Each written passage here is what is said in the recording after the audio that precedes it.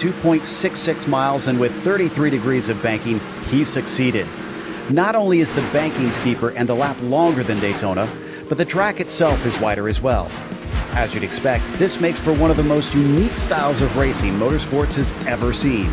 The slipstream allows drivers to stay with one another so easily that it becomes less about the speeds each driver can reach and more about the strategy of racing in a pack.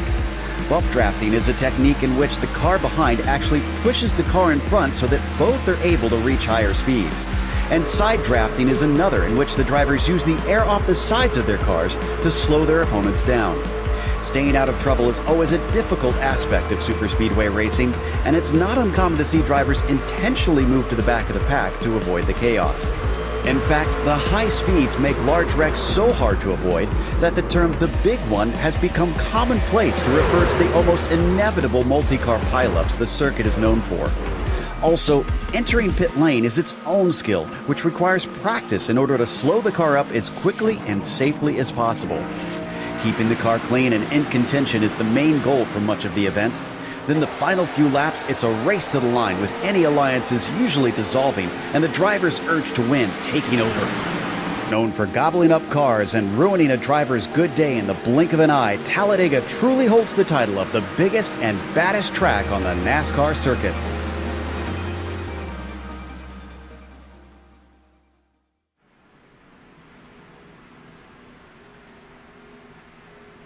Well, Christian, it is Talladega, and the fans are pretty used to and familiar with this place, but it sounds like it's going to be a bit of a different game today. Yeah, absolutely. So since the Cup drafting package has been updated on iRacing, it's going to be pretty different to what people have kind of raced here in the past, or really for the past couple of years here. So there's a lot more emphasis on side draft, there's a lot more emphasis on working together, and it's definitely going to be a lot more strategic, I think, than you've seen in the past. I do think we're going to see green flag pit stops, and that's always a big thing on superspeedway races, because it's difficult to kind of get in that mindset of, hey, I'm going really fast, I now need to slow down and actually get into pit road, and you do tend to see drivers kind of struggling with that. So hopefully we won't see too much of that, and we'll actually see some good racing tonight. Absolutely. Well, before we get to the racing, we want to remind you that today's race is brought to you by SimMSA. Simulation Motorsports Affinity provides many consulting services, from completely customizing simulators to managing teams, individual drivers, and complete events. They're working hard to bring everyone together at one place to support and promote sim racing internationally. Find out how you can bridge the gap between virtual and real motorsports at SIMMSA.net. The PRL NASCAR Cup Series is also brought to you by NinjaTrader. Ready to compete against the financial markets? Supporting over 60,000 users across the globe, NinjaTrader provides award-winning trading software and brokerage services. NinjaTrader is always free to use for advanced charting, backtesting, and trade simulation. Visit NinjaTrader.com to get started with a risk-free trading simulator and start tracking your performance. Today's broadcast is also proudly sponsored by ButtKicker. ButtKicker products add an incredible immersion and realism to any game. Feel every nuance and truly put yourself in the driver's seat. Check them out at thebuttkicker.com. Taking a look at the Drivers' Championship here after 4 rounds. And as I mentioned, Matthew Long is ahead, but it's only by 7 points over Bradley Hawley. Now, James O'Brien in a nice tight fight with a winner of one of the races so far this season, Richard Regan Jr., 2 points separating them for 3rd and 4th. And then you jump a little bit back, you get to Charles Sumner, who's been sort of hanging around towards the front, but has yet to take his first victory of the season. We, of course, have the Teams Championship as well. Christian, where are we sitting on that? Well, still, despite all the kind of craziness we had at Richmond, private label Team Hype still retain the lead in the standings by 19 points over Waterback Racing Black. Con Hall Esports is 53 points back in 3rd now, with James Bird Racing 72 points back in 4th. But a really tight battle, actually, for 4th. SGE Esports is just 1 point behind in 5th. And of course, for today's event in particular, it's 95 laps out here for round 5 out of 10 this season. And remember, they have no spare car. Just like in real life, if you damage it, you've got to deal with it. And at Talladega, that's going to be tough if you get any sort of aero damage on that car. It is open setup in this series, and at Talladega, that could make the difference, especially in qualifying. 24 incident limit as well, and that is a hard limit, so you will be disqualified if you get up to 24. So don't bump and bang too hard on the track. Waiting for just the last couple minutes in the warm-up to finish up, then we'll head off to that qualifying. A few drivers that you can expect to not take part in that qualifying, because we still have a number of end of lines, both because of Martinsville and, of course, Richmond being a little bit busy. Hilton, Evans, Zivkov, Hall, Farmer, Hopley, and Dinkle will all not be allowed to qualify. And a couple of drivers won't even be allowed to show up. That is a one-race suspension for both Mike Knight and Brandon Walter, unfortunately. As soon as they serve that this round, then we should see them return to racing proper. As right now, Richard Regan Jr. currently holds the quickest time in the practice by about half a tenth of a second, so he's looking pretty good. We'll see if he can back that up with the qualifying itself. And a decently sized field, it looks like. I'm seeing 33 drivers signed up currently, so that should certainly make for plenty of people to try and work with or not work with, depending on your attitude, Christian. Yeah, absolutely. And actually, just looking at Richard Regan Jr. here, it looks like he's doing a little bit of a qualifying sim. He was running around the top of the racetrack on his own right there, and that's kind of what you do normally. It's one lap out, just trying to wind it up on the top, and then the second lap is the good one. So interesting to see him using the time at the end of the session to go for that. But yeah, totally, when it comes to this new package, it is, well, I say new package. It's not a new package in a real-life sense. It's just a new package in terms of an iRacing sense. And it does represent quite a significant step forwards in terms of overall physics modeling, so it's something we're quite proud of. Actually, it's a really cool project as part of it, and yeah, it's a lot of fun.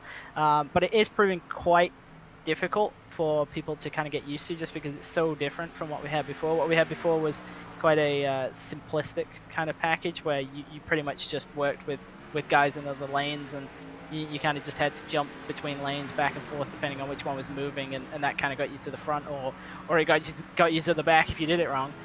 Whereas this one is a lot more nuanced. You've got to really work.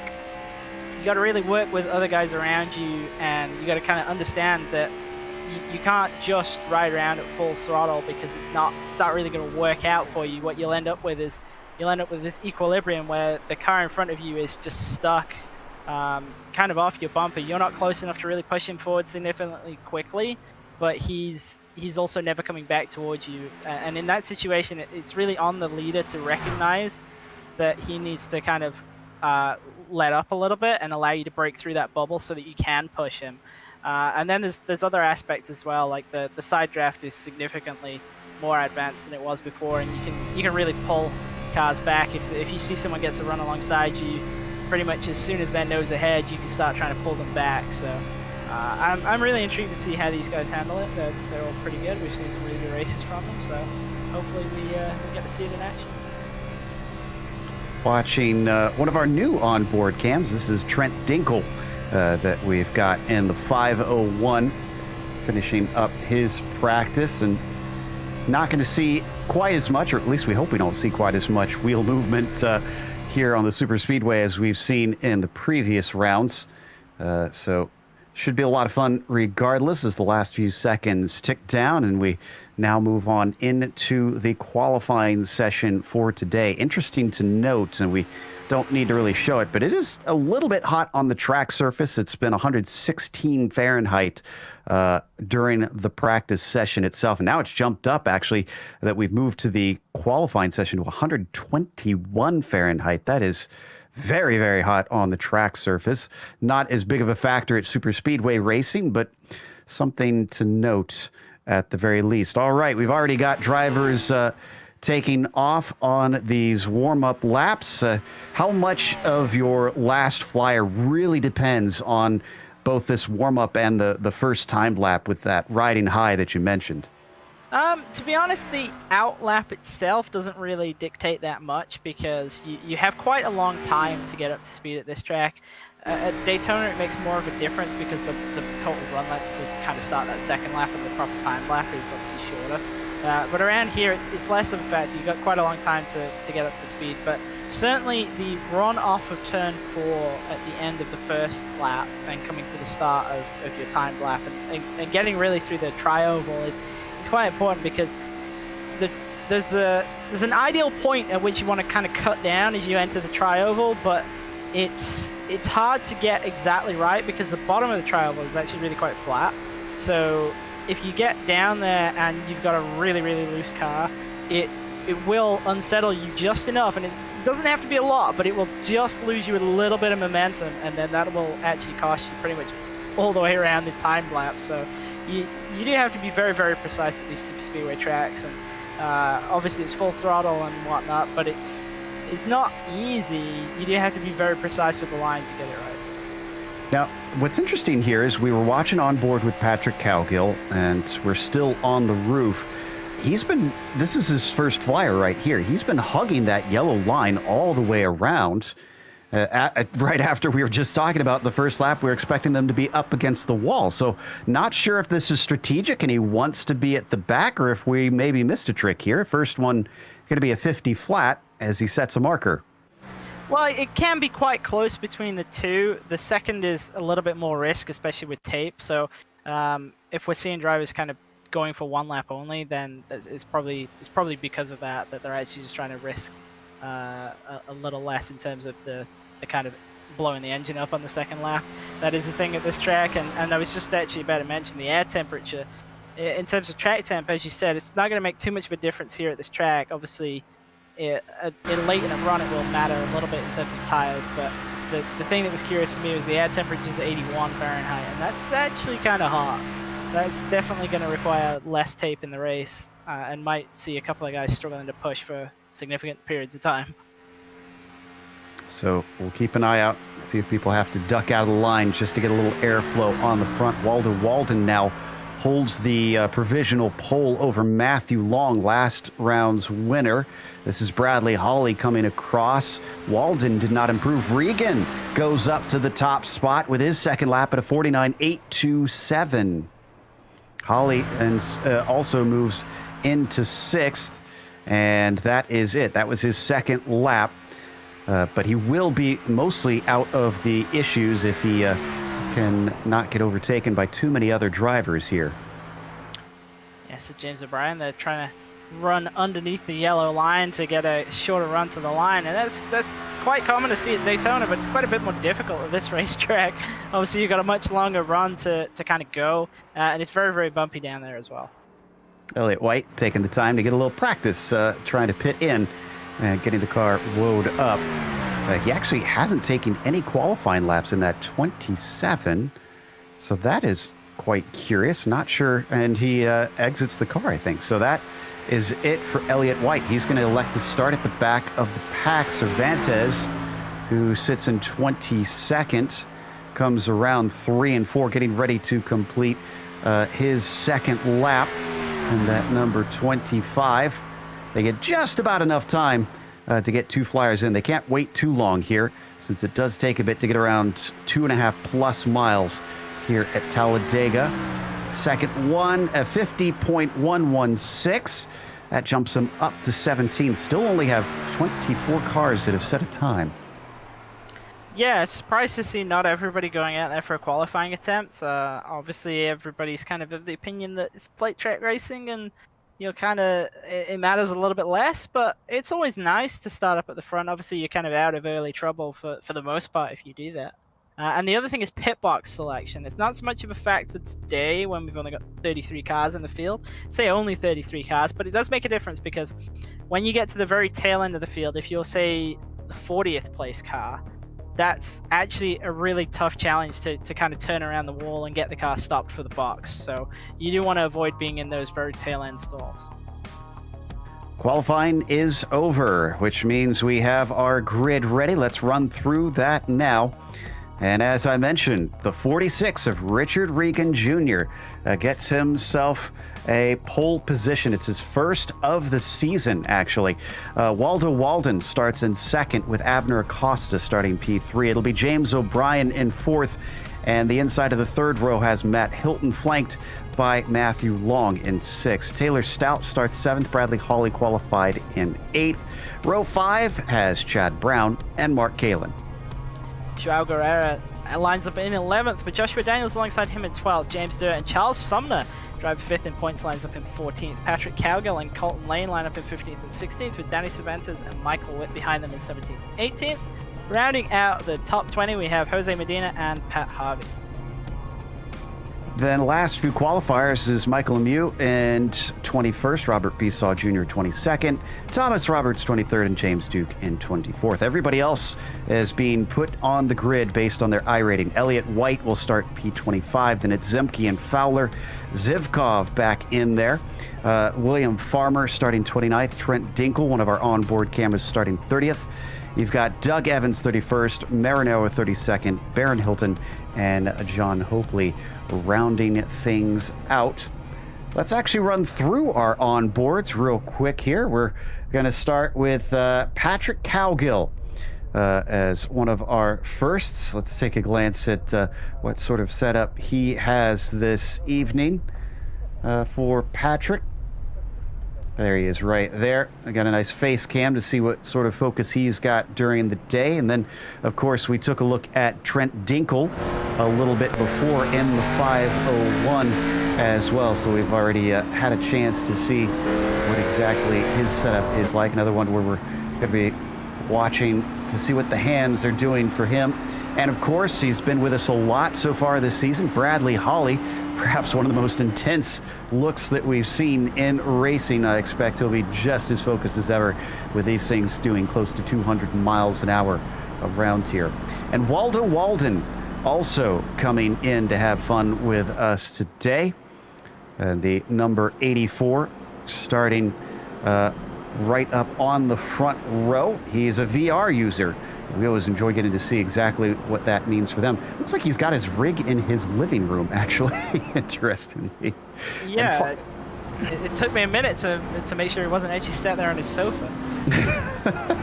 Last one is Richard Regan Jr., our pole sitter. So front row has both of our drivers joining us this evening. Another VR user for Richard Regan Jr. So have plenty of choices out there today. Let's hope that they don't get collected in the big one early. Let's hope we have plenty of green flag racing. After 2 rounds of short track racing, we go the complete opposite direction, but still just as chaotic of energy in these races. And the Mustang pace car is going to release them pretty soon here, as they're already coming out of turn 4. And remember, that start-finish line is after the tri-oval, so they're going to wait for quite a while after that pace car pulls in, which ducks away now. And Regan will have control, but he needs to wait a bit before they get the go to take the green here at Talladega. Pace car is in. Regan wants them nice and together here, doesn't want to take off too early or else they can get a run on him. 46 holding him just a little bit longer. We can see the entirety of the pack, and the green flag waves as Richard Regan Jr. is on it. But he still gets a bit of a leap over that inside line, whereas the second row looks quite packed together. Yeah, I don't think he was intended to do that. Obviously, he's way out ahead. He's got no help on the bottom right now. Doesn't look like the 5, though, will have much of an opportunity to try and squeeze through. He maybe could if he really wants to. Let's see what he chooses. No, he's just going to rock up to the back of Richard Regan Jr. and stops before that bubble. So Acosta backs off, and very calm start through most of the field. Bradley Hawley sitting third in line there on the bottom. Starts to pull ahead of Waldo Walden, who started on the front row and has already fallen back 4 cars. Yeah, it looks like the top line is just not really kind of formed up to the point where they can actually go forwards. And obviously at the moment the momentum is with the bottom, and it actually looks like we've got more and more drivers trying to get down into the bottom lane. So that's only going to make the situation worse for the drivers stuck on the top. Not a bad thing, though, I have to admit, to see everybody try to get a little bit single file here early on, because 95 laps is a long ways to go through, and we really don't need too much chaos here at the start. Yeah, I totally agree. Obviously, we're going to have at least one green flag pit stop. Well, I say green flag pit stop. I hope we're going to have at least one. I think we're going to actually have 2 green flag stops if this race was to go caution-free. And still got that top line trying to hold out with our pole sitter, or not pole sitter, excuse me. Looks like Walden has ducked down. Our front row sitter has jumped out of the way there. But we've got maybe about half a dozen up there that I can see before it breaks away. And then we get a little bit of a second pack forming as well. I can see back in 24th, the 40 of Lemieux has a whole bunch of friends behind him. That one a lot more single file. Yeah, I'm not sure whether those guys back there are just trying to kind of hang out and waiting to see if anything happens in this main pack up front. But looks like the drivers who are on the top side have now completely kind of dissolved, and they're just too far apart really to have any energy in that line. Now it looks like the 9 intentionally jumped up to the high side there.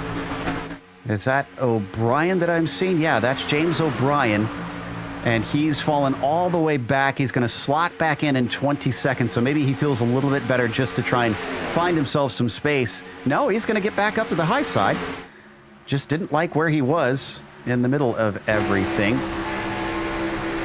Watching from on board O'Brien at this point, you can see all the cars up front, including that very long bottom line. Yeah, and see, this is the thing where you really do kind of want to be around guys who, especially if you're in the same kind of comms link, I'm going to call it, because there's so many different things right now. If you can kind of have good communication with a bunch of people in the same team, then it's going to help you make other lines move much, much more easily than it will to kind of just sort of predict what the guy ahead of you is going to do. So I wouldn't at all be surprised to see people trying to group up with their teammates. That's a good point.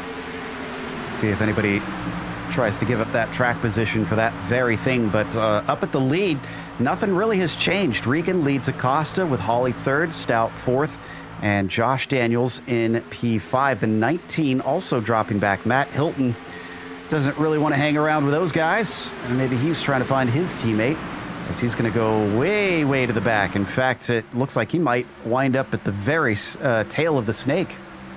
Yeah, I'm kind of surprised to see him give up that much track position, but obviously he doesn't want to run up there right now, so he's going all the way to the tail end, it looks. Oh, and Zivkov is doing the reverse. He doesn't have anybody to help, but he is flying forward in that 21. You can see him in the pink and white car, but now is he going to stall out behind the 19, and will he get some help? Will he see Hilton? No, he's going to jump out of the way and get into line about 20th. Yeah, it looked like he thought about it for a moment, trying to push him forwards, and then elected to take the opening on the bottom. A little bit of a shame right there, because he was obviously quite easily through the bubble on the 19 and might have been able to connect up and really go forwards. Oh, I had a bit of contact there between Cervantes and Besaw Jr. Thankfully, they got away with that. Almost looked like Cervantes caught Robert by surprise, and he had to jump out of the way. Maybe we could get a quick replay of this one, as that certainly could have caused a big mess behind them, since there's so many cars still lined up. This is on the backstretch that you'll see this happen between them. There's the 3. So he's going to be behind Cervantes, who's in the blue 25, and he'll start to go to the high side. Let's see. Ooh. Yeah, not really sure what went on there. Obviously, the 3 got to the right rear of the 25 at corner exit, and we're actually still kind of going at it right now. 25's moved to the top side this time, and the 3's now fully underneath him as they head down towards 10-3. Yeah, he's joined up with the 62 of Kalen as Cervantes, as Pat Harvey leads that low line of what's now become the second group. They've dropped Patrick Cowgill, or dropped away from Patrick Cowgill. They're in 12th. About 0.7 of a second. We got 3 wide. Who is that way up on the high side? I believe it's the 27, Elliott White. He's trying to get that going on the very top. Remember, he started pretty far in the back in 25th. But in fact, that's exactly where he is right now, and he continues to bleed positions. Nobody deciding they want to link up with him, unfortunately. So he eventually gets back in behind all of his rivals and settles back in. Oh, Zemke's saying there's a wreck. They're on the bottom. They're out of the racing line. We're not seeing a caution yet. Looks like Joao Guerra, James Durr involved in it.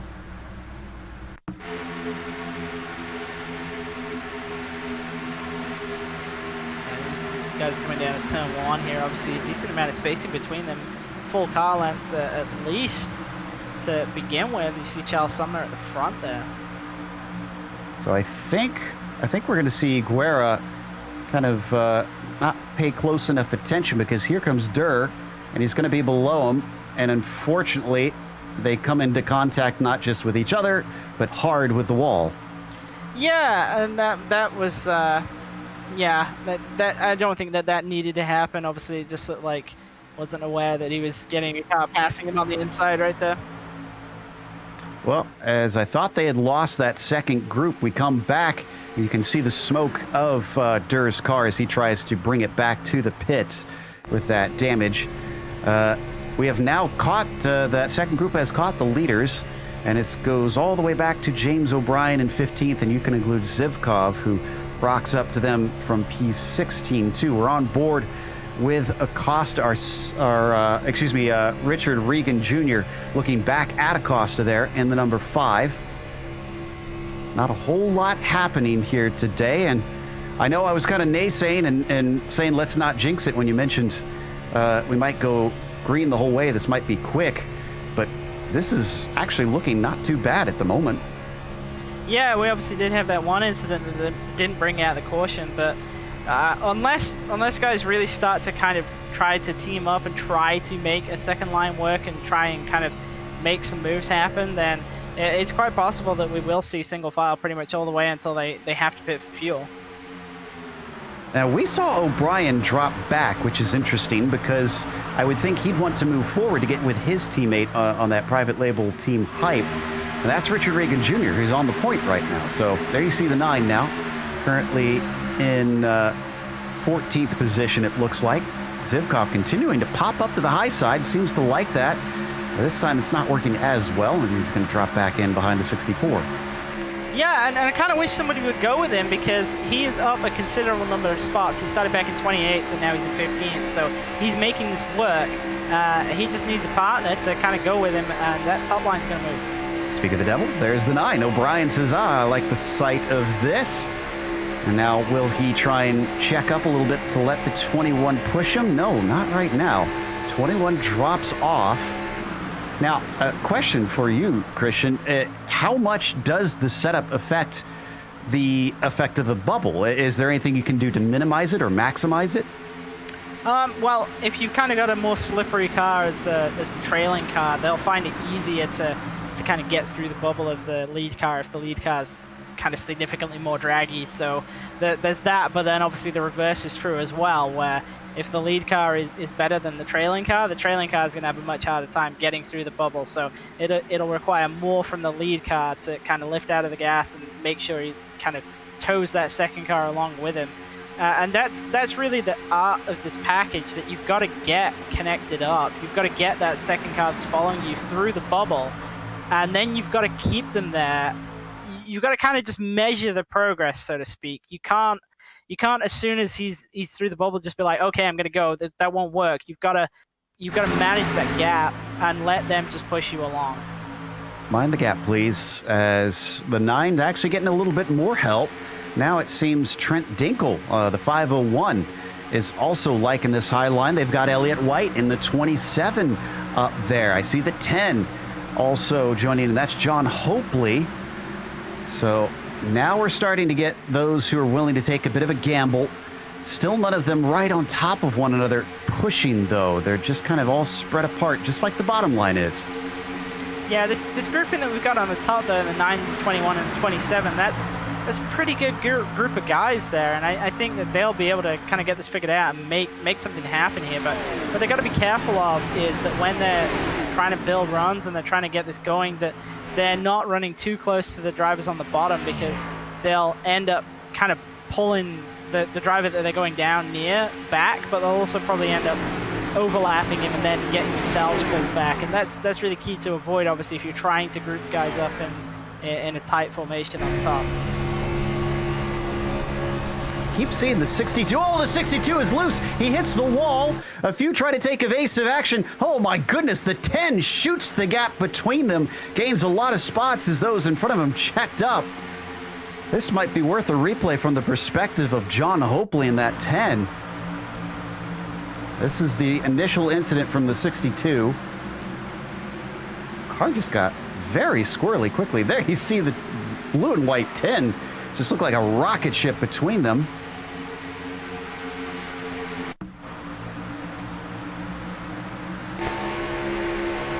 You can see it unfolding ahead of him and just tries to get in between, just avoids them.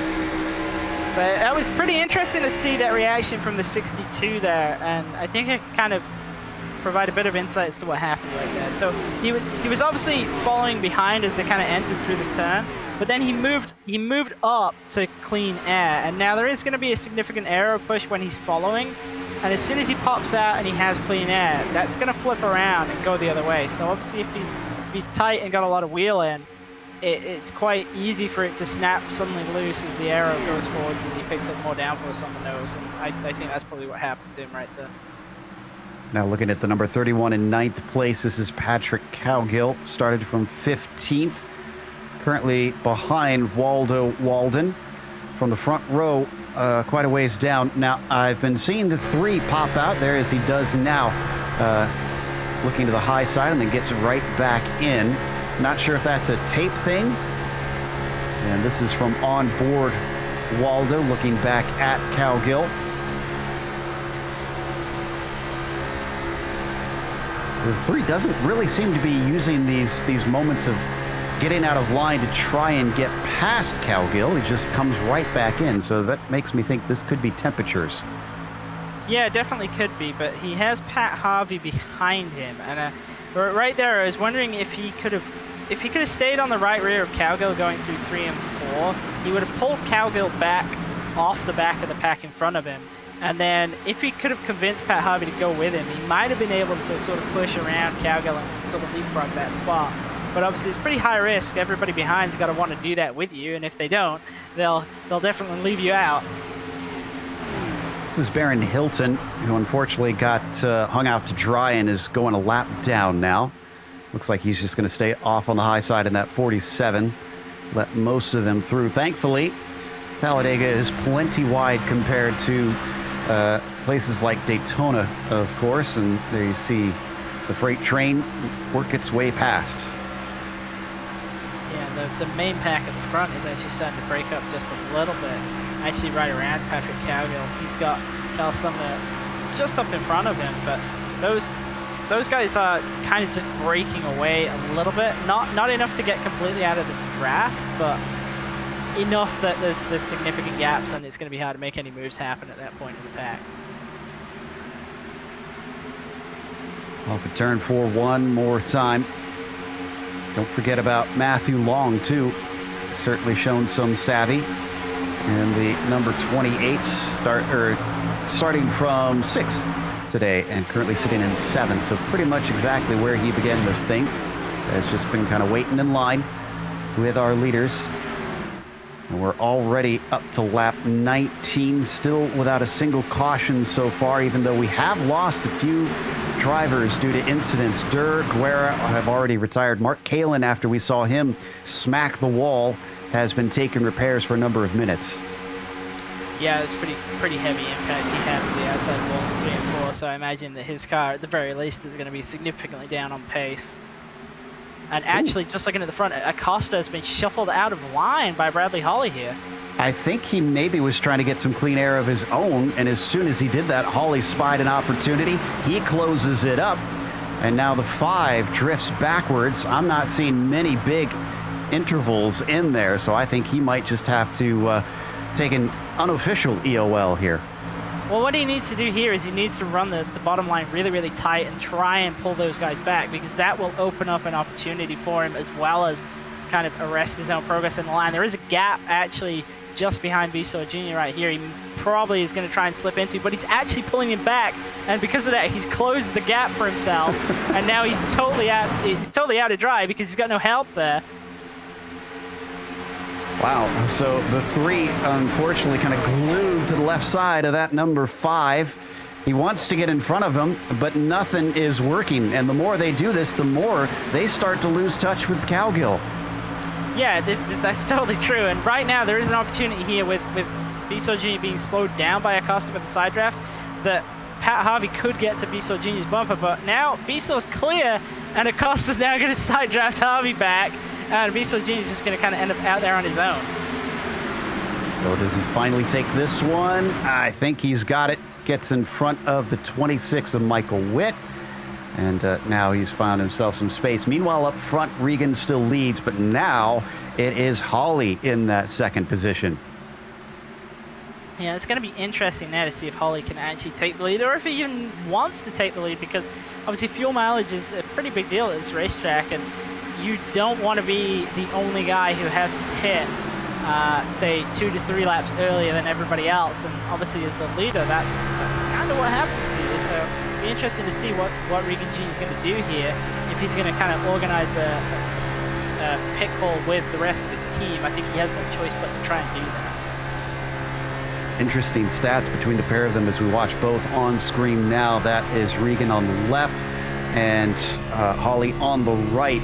Holly has 2 top 5s and has been in the top 10 in every single race so far, whereas Richard Regan Jr. has finished in the top 5 in 3 of the 4, but did not manage to get a top 10 in that 4th race. But he also has a win compared to Holly's 0. Yeah, these two are kind of always the go-to contenders of the series, I feel. And maybe that's a little harsh. Obviously, we've got James O'Brien in here, who is also one of the go-to contenders of the series, but it always seems to end up as, especially near the beginning of races, a battle between the 46 and the 184. Well, they've brought in some new friends this time. Obviously, Long is suddenly a part of things. Elliott White usually is, but today he's literally just hanging out at the back. He's in 29th right now. And has started from back there. Hasn't seen much of the front for the entirety of this race. Charles Sumner's shown some fantastic pace this season. And there you see him in the red 77. We're hopping on board, looking over his dash.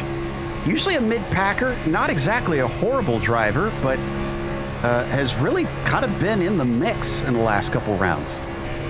That was a very interesting compliment right there. But yeah, Charles Sumner's been very, very consistent this season, and obviously it's paying off so far. He's up there in the points, and he's up again here inside the top 5. And can't really say that he's probably going to finish in the top 5 at this Talladega. We can't even really say that the race lead is going to finish in the top 5. But definitely a good way to start today. Oh, the 3 once again manages to get next to Cowgill and has to give up on it. We couldn't see it was in behind our onboard there. And he didn't lose his spot. He still kept the gap between Harvey and Cowgill. He keeps doing that, though. I feel like eventually the 67 is going to close it up. Yeah, I kind of feel like the 67 might want to try and go with it, just to see if there's an opportunity to make that work, because there is this gap that keeps opening up between Matthew Long and Waldo Wilden, and I think you could probably sneak a car in there. So it's a risk, but I think now is the time you want to try and figure out how to make passes. You don't want to wait until lap 94 and then try and make this huge run from the back. It's just not going to work. So you kind of got to get it figured out with people around you at this point in the race, where track position isn't that important. It's still important, but it's not as important. It gets kind of more of a premium as the race goes on. So if you were out there, you're saying right now you'd be doing the research of seeing what the pushing can do exactly. Yeah, totally. This is the time to do it, because this is the point where if you do go to the back, you have opportunities to get back there, because even if you can't do it out on track, you can do it in the pit lane. You can get a better entry exit. You can take 2 tires instead of 4. You can take less fuel, all that kind of thing, and that will give you the opportunity to move back forwards, even if you can't do it on the track. So whilst you have that available to you, it's definitely now is the time to be experimenting. You don't want to be experimenting on that last run, losing 10 positions, because then you have no other options to getting that back, and it's a really tough challenge from that point. To see, and it looks like I think we have essentially 2 packs at this point being split. Once you get back to 14th, where Chad Brown is at the back of the first group, and Danny Cervantes is on the point of the second one in P15, towing along the likes of Medina, Roberts, and Doug Evans, as well as many others behind them. That's them on screen right now. The blue 25 is Danny, hailing from Club West, and looking for probably a little bit better results here today, but he's going to have to try and close that up at some point if he wants something out of it, because we haven't seen any sign of cautions looking likely. Yeah, these guys are about 2.1 seconds behind the main pack, so they're not miles away. They're not on the opposite side of the track or anything like that. There is an opportunity on a green flag stop for them to close that gap up coming into pit road. So it's not, this isn't a kind of a crisis situation for them right now, but at the same time, if they can figure out how to close this gap, it is going to help them. It does open up the opportunity to gain even more on that pit cycle. For being the first race we've had back with the new package here on these super speedways, this has definitely produced something entirely different than what we've been used to. Not just here on GSRC, but specifically even within PRL, known for its clean racing. And yet this is incredibly calm, but it could be before the storm, of course. So we watch that 25 go through the tri-oval one more time and continue to hold a gap of about 2.3 seconds up to Chad Brown there in P14. Looking back at the leaders, we should be getting somewhat close to the pit stop soon, shouldn't we? Yeah, I don't have an exact number on fuel mileage here, but I certainly expect to see drivers pitting at or before lap 35. All right, so just a few more laps, and then should see them in. Fans of Mark Kalin in the 62, he has still not come back out on track. He's many laps down at this point, has been stuck on the lane getting repairs done to his machine. So he could still try and come back out and grab some points to at least get halfway through the race, since they have to do that to gain those points. But at this point, it's not looking likely he'll be able to really make much up in terms of positions.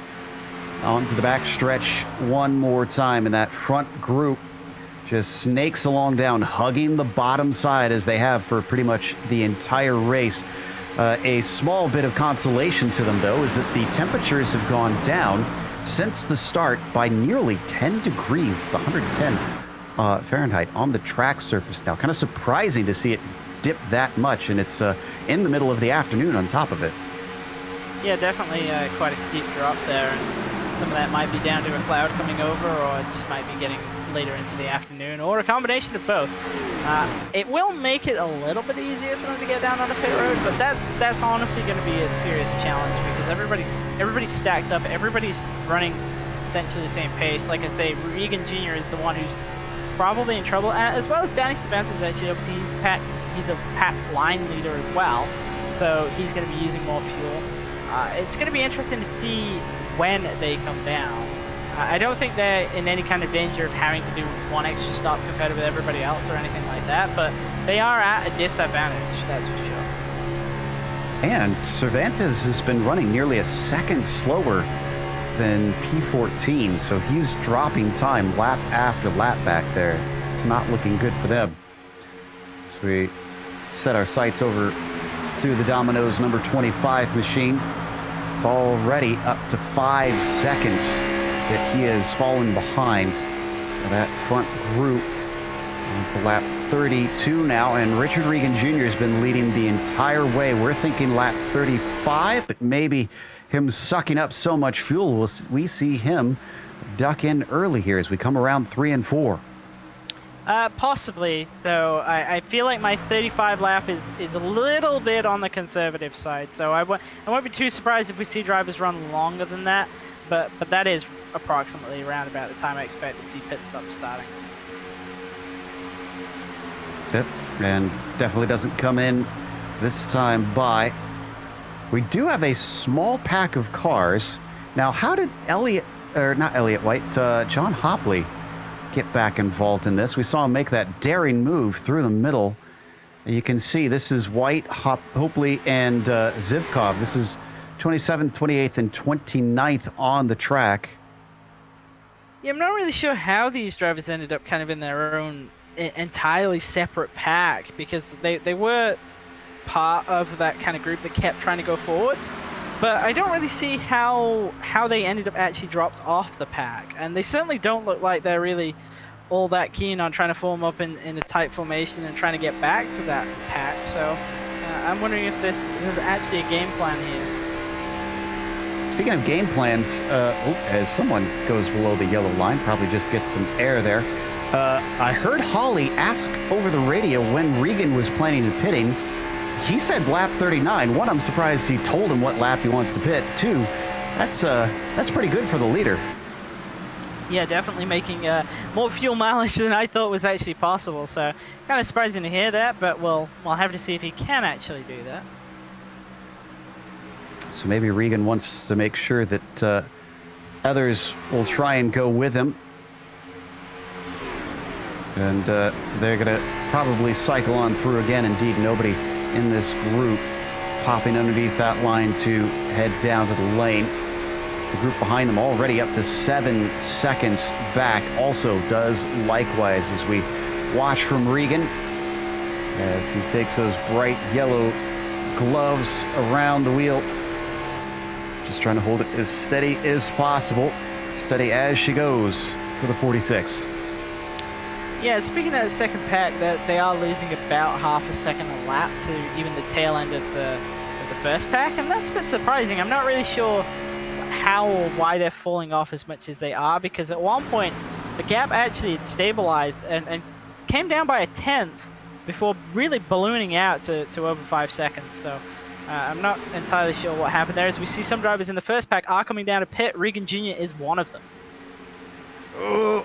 And whoa, that's an unsafe pit exit for Taylor Stout, who absolutely takes out the cone and is off into the grass. I think the 57 of Zemke might have been marginal as well, as he has to cut way across. Thankfully, nobody there, but I think he may have missed his pit stall.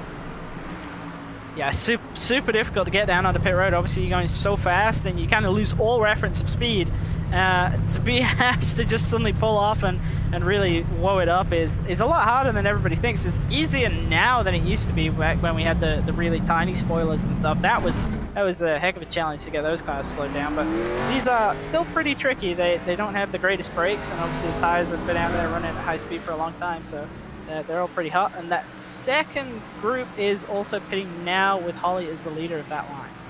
Ooh, Regan was out well ahead of a lot of cars. The only one with him, I think, was a 2-tire stop from Michael Witt. And then Zivkov. Oh, geez. Is having a time trying to get into his pit box right there. As we see, someone is around at the back. It is the 47. 47, that's Hilton. That's Baron Hilton. He's been having a miserable day. He started from pit lane. I think he was hoping we'd get an early caution, and unfortunately, it backfired. Let's take a look and see how he wound up facing the wrong way. Looks like he just locked him up. Yeah, very, very easy to do, especially if you think that you're actually going to just bring in too much speed. So a big time loss for him right there, and he's definitely going to be out of the pack now. It's going to be really difficult for him to recover from that. Sumner is just out of the pits after having completed his stop, but he's not up to speed. And here comes Regan Jr. behind him. You'll see him flash onto the screen in just a moment. There he is, right there. But I want to say, was Sumner? Yeah, Sumner was with that first group. So these are all drivers that I think should wind up pretty much where they were before. Yeah, but there's a chance here. They need to go and side draft Regan Jr. so he doesn't get back to the lead. And if they can do that, they can leave him out there, and he will lose the lead. I think the 77 was trying it, and it looks like it might be working. He's falling back. He's trying to do it right back at them. And as they do that to one another, Charles Sumner is going to come out the most advantageous out of it. The 98 easily ahead, and now Regan gives it up, decides he's going to have to just accept his fate, slots in behind Bradley Holly. Yeah, that gives you an idea as to how much just the side draft works right there. You saw the Regan Jr. with a huge run. It looked like he would easily clear to the lead, and then just got pulled right back and then had to drop into the tail of this line. Michael Witt in a second time. This is interesting. Not sure why we're seeing him back in again. Now that is going to drop him essentially a lap down, sadly. So after that first set of pit stops, still without a single caution in this race, it is Charles Sumner leading ahead of Josh Daniels. Patrick Cowgill gaining a ton of spots. He's up to third. Bradley Holly actually falls backwards a bit and winds up in fourth. Yeah, a little bit of a kind of turnaround in the top 5 here, but all kind of the same players as well. And I did think that kind of lap 39 was pretty optimistic. Wasn't too surprised to see him come down earlier, but that would have been quite a sight to see a car from the lead run 39 laps on field. The 62 of Mark Kalin did eventually return to the track, but he's 21 laps down from the lead, and actually well off the pace. I'm wondering if they're going to ask him to park it, because he might be a little bit of a danger down there. Currently watching from Cowgill's perspective as he races from the final step on the podium. I think they're catching up to another of our cars that had issues in that pit stop. The 66 of Stout, having served his penalty, goes a lap down. Yeah, and Stout obviously really unfortunate there to pick up the penalty, because he was having such a great race as well. Started in 7th, was running in the top 10, and just unfortunate really is going to try and get back in line here. But what's interesting is we've got the top 5 are all in their own kind of breakaway pack, and then there's a group of 3, 6th, 7th, and 8th, trying to run the back down. Actually a group of 4, but one of these guys is not on the lead lap. That would be Colton Lane in the 60, who we saw get lapped, or almost get lapped, just before the pit stops. He has just kind of put himself at the back of those 3, knowing he really doesn't have a reason to fight them for the time being. If we do get a caution, the lucky dog currently is actually Taylor Stout, but I think they're being caught. Yeah, he's being caught by the 28 of Matthew Long in that group. They are rocking up to the back of the front incredibly quickly. Yeah, he's got a big run here. We'll have to see if he takes it. Looks like he's going to go to the outside. Nope. He's checked up. He's going to fall in behind Stout. Acosta's behind him, and he looks like he's going to just stay in line as well.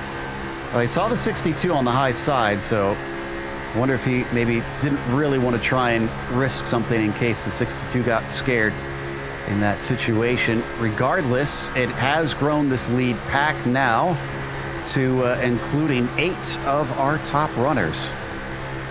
Yeah, these guys are way out in front of 9th place as well. 9th is Waldo Walden.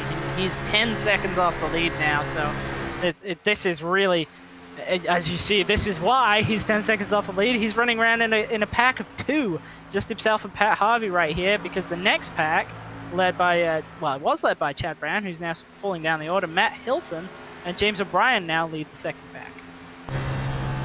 Yeah, O'Brien running in 11th.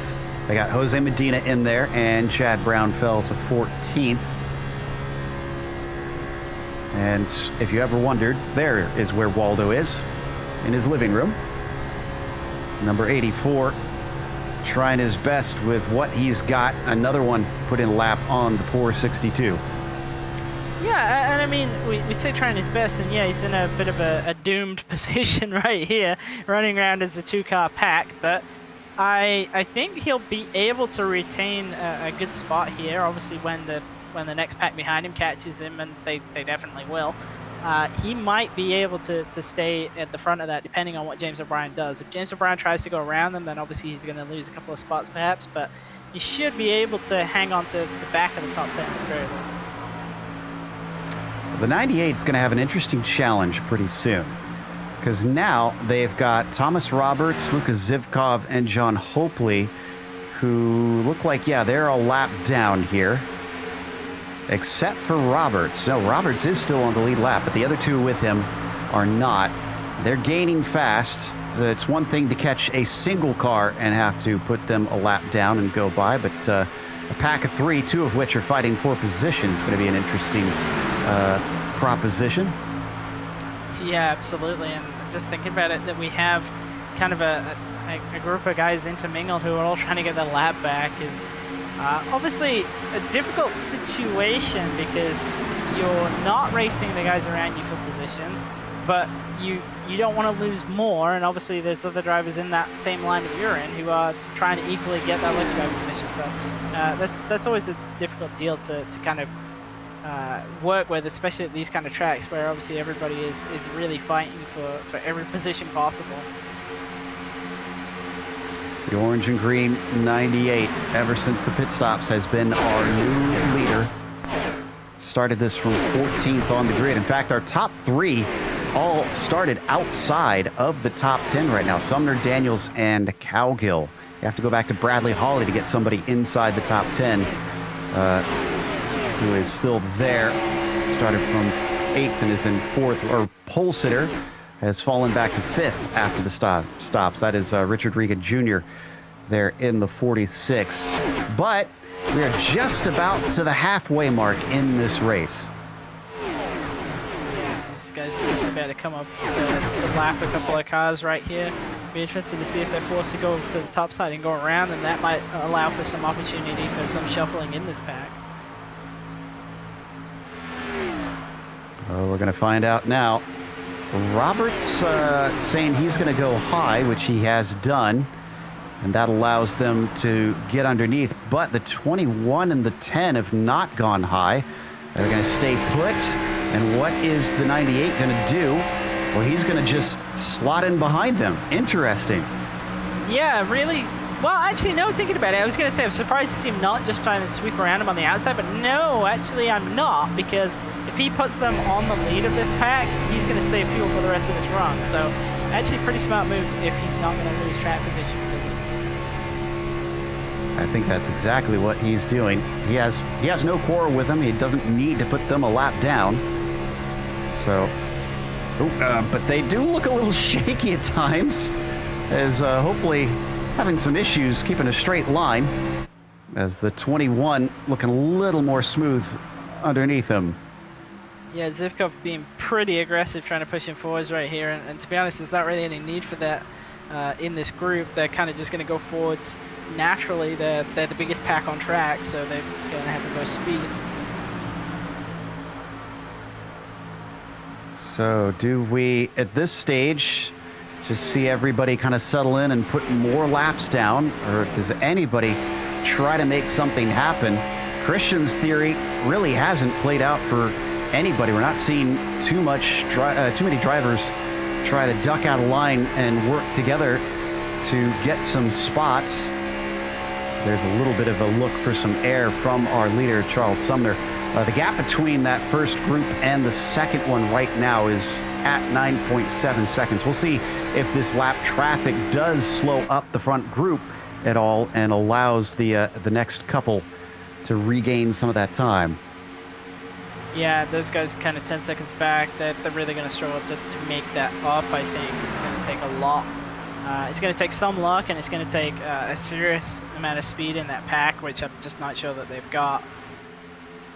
Yeah, if I'm honest, I don't feel optimistic for them at this stage unless they get a caution. Another driver going a lap down. I think that's Zemke. Yeah, that is Adam there in the 57. He's not going to wait in front of them. He is going to stay to the side and let them go through. We are actually down to 21 cars left on the lead lap. Now, I don't think we covered this. Danny Cervantes seems to have not done so well in the pit stops, because he's the last one on the lead lap, and that 25, who was at the front of the second group, is literally on his own. There is nobody around this car.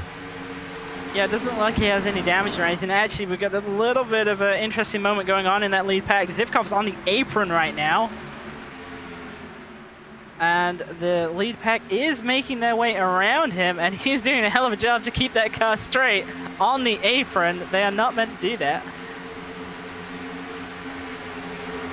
And yeah, I was kind of saying I would think he's maybe trying to drop back, but he's literally racing on the apron right now. Now he gets back above the yellow line. I think technically, I mean, since he didn't gain any spots, he's allowed to. It just, I can already hear drivers complaining a bit. It's not really looked upon very well. Yeah, he was trying to get under the 10 of John Hopley, and it just really kind of didn't work out for him. He was there, but obviously John was. Here we go. Here we go. Regan now goes up high, and he's going to bring Stout with him. Now remember, Stout is a lap down, and underneath, this is going to allow Besaw to really close that up. So if they wanted to get down, they can't anymore. They've got to make this work, or else give up positions. Yeah, absolutely, and I think they can make this work. Acosta's got to get kind of the back of that line moving, but it looks like he's actually just not able to hang up there. Regan Jr trying to go down, side drafting Cowgill, but now on exit he needs to get away from him. He needs to have Stout push him down the straight whilst he's still got the momentum. It's gonna work out by default because Cowgill gets really out of shape. And so does Besaw, who ducks below the yellow line to get out of that mess. Thankfully, no problem, no caution. Let's take another look to see not only how this unfolded, but how did they save that?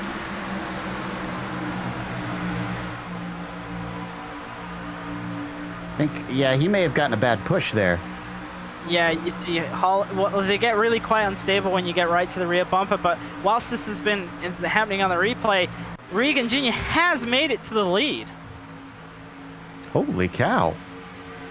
So he's gotten past Sumner, and he's brought along Matthew Long. So he's now the second place driver. Stout looks like he's going to take the highest lap down position because they just went by Cervantes on the high side. Cervantes, is he going to get left out to dry? Yes, because the 5 flies underneath him. Acosta not willing to work together with a lapped car. He's not close enough to the 3 to get some help from him, and also doesn't have an opening beneath him. Yeah, he tried to side draft the 77 on the entry there and pulled him back. You see, that's why he's off the back of Sumner now, but unfortunately he had nobody helping there, and he gets into Holly. Holly with a hard hit on the wall, but still no caution. Oh my goodness. So remember, Holly had issues last week at Richmond as well. So once again, Bradley Holly just getting the bad end of the stick.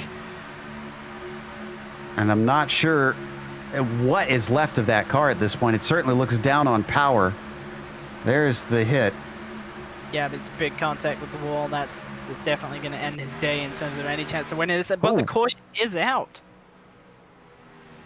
And that's Thomas Roberts. That is Roberts and Robert Besaw. Thomas Roberts and Robert Besaw Jr. So the 3 and this looks like the 94. Just going to have a bit of a miscommunication into 3 and hard enough hit that winds up on the racing line that finally we get our first caution of the day on lap 53. Yeah, that was a really big hit right there. You see the 3 is getting to the left rear quarter panel, well, the right rear quarter panel of the 94.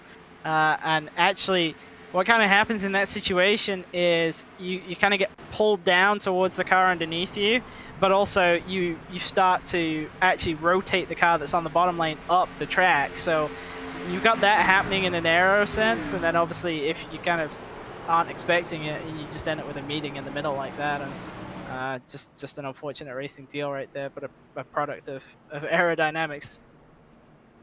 I have to admit that I feel like it's rare that I've seen or heard Bradley Holly lose his temper, and he definitely was on the radio yelling at Abner Acosta after that touch that sent him slamming into the wall in the tri-oval. Now, he has the chance to try and get some repairs here and get back in it, but I can't imagine that car is going to really get back to 100%. Yeah, that's the problem with these tracks. They're just so drag dependent, and obviously any kind of damage on them is a pretty significant increase in that. And actually, Charles Sumner is coming down pit road. which is one of the few cars in the top 10. So that's kind of surprising. You see Holly there. Pretty big damage on the right side of that car. So let's see, we are 40 laps away. Now they're going to have a few more under caution.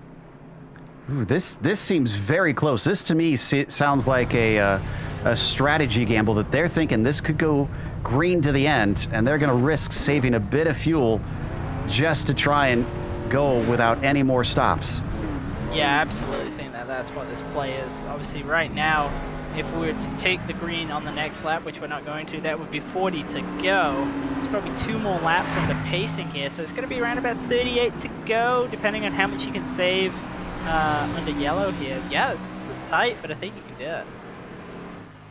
All right, well, that is where sitting in line and playing patient is probably going to play a major factor in this one. There you can see the gains and losses from many of our drivers. Obviously a little bit upset by those last stops, and could absolutely shuffle around.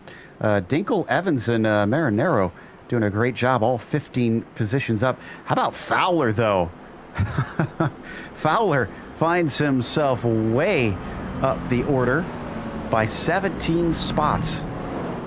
Yeah, this is pretty impressive that these guys from the back have actually been able to make their way forwards, and obviously not had any cautions up until this point. So it's really all been how they've worked in the pack and how they've made their pit strategy work to gain them the track position. I also wonder, are we potentially going to see guys like Regan, Long, Daniels, Acosta, those that did not pit? Maybe they could come in this time just to have to save that little bit less fuel. Is it worth trying that sort of thing? Well, it's actually something I was going to be looking for the guys who'd already come down the first time, to see if they were going to come in the second time to top off.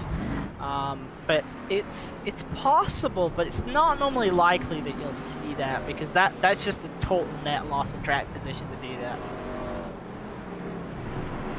And none of them making motions that they're going to come down. However, I see some of our lapped cars, Lane, Witt, Zemke, all making motions. Cervantes is in there. Let's see, anybody from that first group? So far, no. So they feel pretty confident that if they save fuel, they can make it to the end from there. Lemieux did come in, though. Looks like Michael in the 40 either taking a second stop, or he is... He might have been our lucky dog, actually, here. I'll double check on that in a little bit. And it looks like the lights are out. Okay, so it's going to be pretty tight, that's for sure. It's going to be a 39-lap run under green to get to the end of this race. That's a big ask. I don't think that's going to be possible at all for Regan Jr., and Matthew Long, and those other drivers who've stayed out. They're definitely going to lose a lot of time, I'm sure, trying to come in for a stop. Now, can you get extra tricky and devious with this? If you're some of the guys at the front, you drop behind those who pitted that time and force them to take the lead? Would that be something you would be willing to risk? I mean, you could, but like the thing here is that the guys who are at the front who haven't pit on this yellow, they're completely out of lunch. There's no way they can make it to the end of this race. Yet the drivers who have pit under the yellow, they have a possibility of doing it. So yeah, if they're running at the lead of the line, the guys who just pit, then they're going to make life difficult for themselves. It's actually probably in their interest to obviously stop these drivers who haven't pit from dropping behind them, but at the same time, it's not really going to make a massive difference to drivers like Regan Jr. because they have to pit again. There's no way they can get to the end. I just wonder if maybe they could force the drivers who pitted this yellow flag to use up more fuel and maybe have to come back in a second time, since it is awful tight. But a whole lot of question marks here. And that's how Talladega tends to be, so we'll hopefully get a few answered. And as they wait for the pace car to peel in, for a second I thought the 5 was going to drop back as he pulled out of line. Now he's right back with them. They're all lined up and good to go. We're a few fewer cars out on the track, but still a plenty healthy field here getting ready to restart for round 5. And the green flag is out. Regan up to the point. Long ducks down into second behind him almost immediately. The 5's got nowhere to go. That's Daniels underneath him.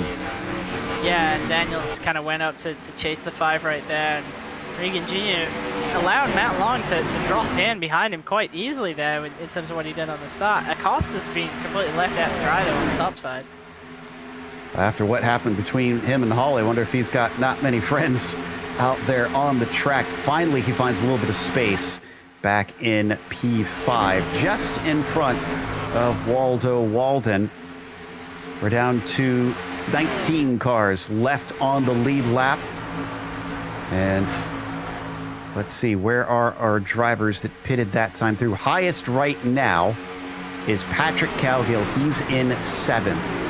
Then he's got Charles Sumner, the next one, back in 9th. So a car splitting them that hasn't pitted is Jose Medina. Yeah, we'll just have to see if the drivers that did pit, if they're going to try and run conservatively. I suspect that they're going to, just to try and save enough. But they've got to be careful. They don't want to kind of create their own pack by dropping back, because then obviously they're in the same situation as being a line leader, and they definitely want to avoid that. Absolutely. As we're on board with Cowgill now from the P7 car, looking up at all of those that he's hoping will have to dip away eventually to take another stop. But, of course, we haven't mentioned it yet. If we get another caution, that will change everything. And they do have to be concerned with that. Those drivers can certainly go back in, get their fuel, and only have lost a little bit of track position, not much time.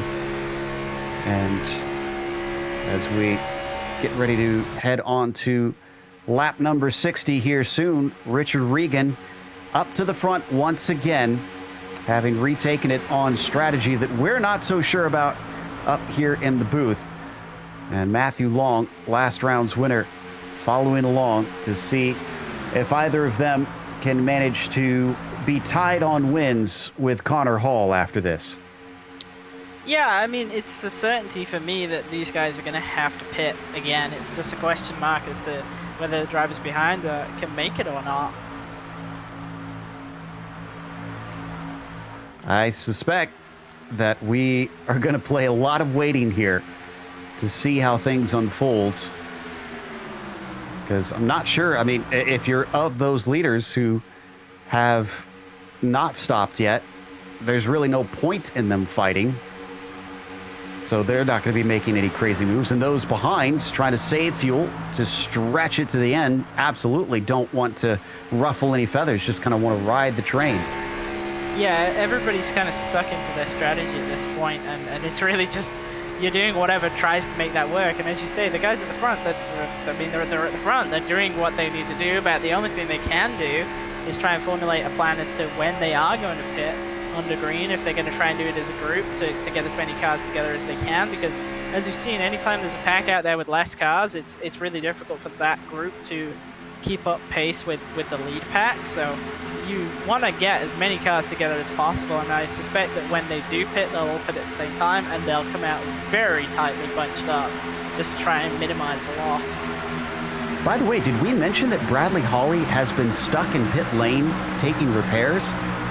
So he is now multiple laps down. Now he's past the halfway point, so he will score points regardless of if he's able to get back out there.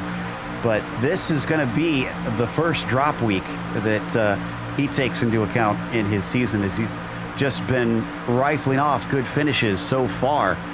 And I asked at the top of the show what the roll of the dice will reveal, and fortunately it seemed to be snake eyes today for the 184. Yeah, and there was really nothing he could have done. It was just a case of being in the wrong place at the wrong time. Acosta's car just started coming down the racetrack, and unfortunately that's exactly where Hawley's car was, and he actually did a great job to keep it in a straight line and actually not kind of bounce back into the pack. So it was a good save for as much as you can save a car like that. Just obviously a pretty unfortunate deal for him himself to pick up so much damage and realistically be out of this race. Something I hadn't considered in our onboard cams is While there's really not much to show now, apparently we could see the unhappiness with our onboard with Bradley Holly, as he just was extremely upset over what has occurred in this race, because that could be championship defining, and he could find himself outside of the bubble when it all comes down to it. Still our leaders just putting the laps in, and we are going to be down to 20 laps to go, 30 laps to go here very soon.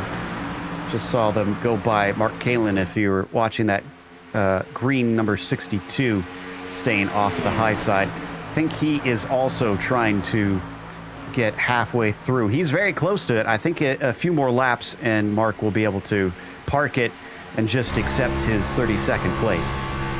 Yeah, I mean, he's got a couple of drivers ahead of him. He might be able to pass if they're still in the pit lane. Elliott White has parked the car for the day, so he's going to gain that position. I don't know if James Duke is out there on track at the moment, but he's only 4 laps ahead of him, so there's another possibility there.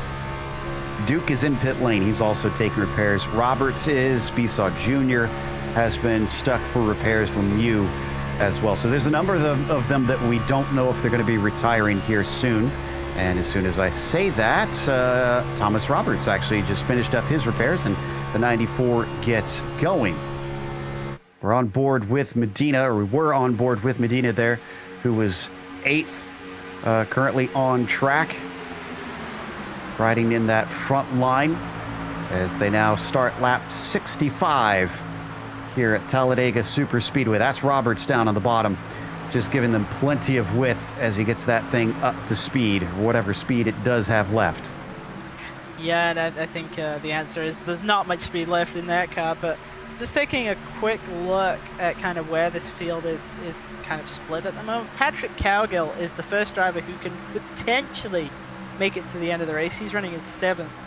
Behind him is Jose Medina, who is on the strategy where he's going to have to pit, so he's lost a spot. He's in 8th, and then everybody behind them should be on the same strategy as Cowgill is. So realistically, it's 7 cars versus the field, and it'll be interesting to see how it plays out.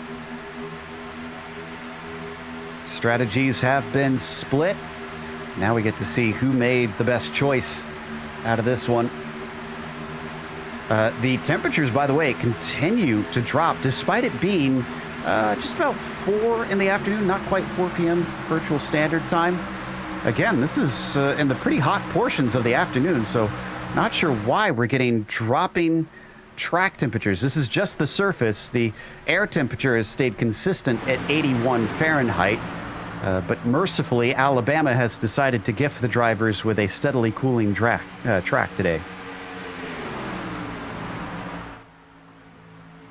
So we take a glance at Stout and Lane battling for 18th position.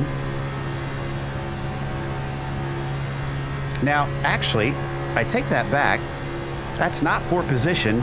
They're a lap apart from each other, even though they're next to each other on track. Lane a lap down from Stout, it appears. Yeah, and Stout has really fallen off the lead pack. He's about 7 seconds off the lead pack. I'm not sure how he ended up in that situation. Obviously, kind of not going the way that he would have wanted this race. Started inside the top 10 and ran really well, actually, until that misstep on the pit stop. And now is kind of just being this line leader, really looking a little bit uncomfortable right now, though, as everybody's actually trying to get around him. Oh, did something happen with the leaders? Regan Jr. is in the pit lane, as is the other 6 cars. All right, that as far as they've been able to go, but they do have a group together. This does not look likely that they will be able to retake the lead, but a caution if they get one and they don't get lapped, could still be in the hunt for things. At this point, they are hoping for a yellow in these last few stages. We're still waiting for a couple drivers to pit. Walden and Medina decided to stay out. Yeah, and these guys here need to get formed up quickly. The reason they need to do that is so that they get off of pit road and get up to speed, so that the lead pack doesn't actually lap them, because their race is completely over if they lose the lead lap at this point. The lead group is just coming across the line now. So that gives you a good idea as to what the gap is as these guys come off turn 2. They need to get formed up quickly. Yeah, lead group, actually, Walden and Medina stayed out another lap, I guess hoping for that caution to help them out. There you see that other group that just pitted going into 3. Walden was about halfway down the backstretch as that happened, so it is not a very big gap. Yeah, that gap will close very quickly if those guys don't get formed up. Cowgill sitting pretty. Will he see the last 2 head to pit lane? They're on lap 34 of the stint, so they can definitely go farther, but they're going to stay out one more time. There is the likes of Regan. Came back out in 13th, towing along long. Brian, Acosta, and Daniels, all together fighting for position, but all still barely on the lead lap.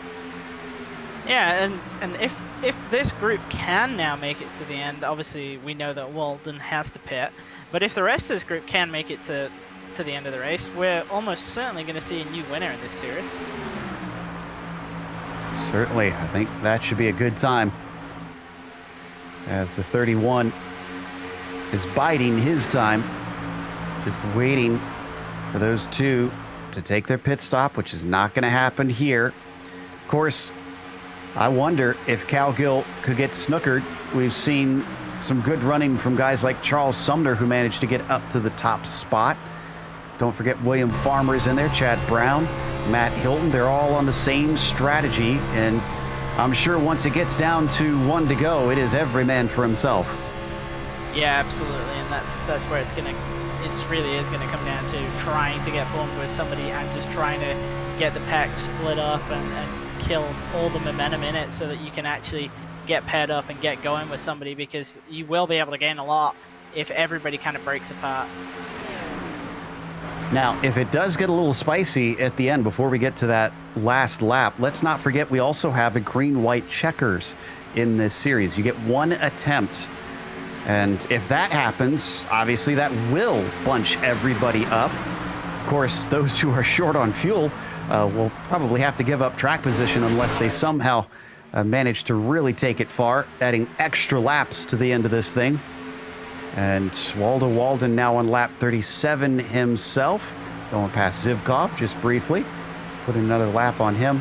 Waldo just announced he's pitting in now.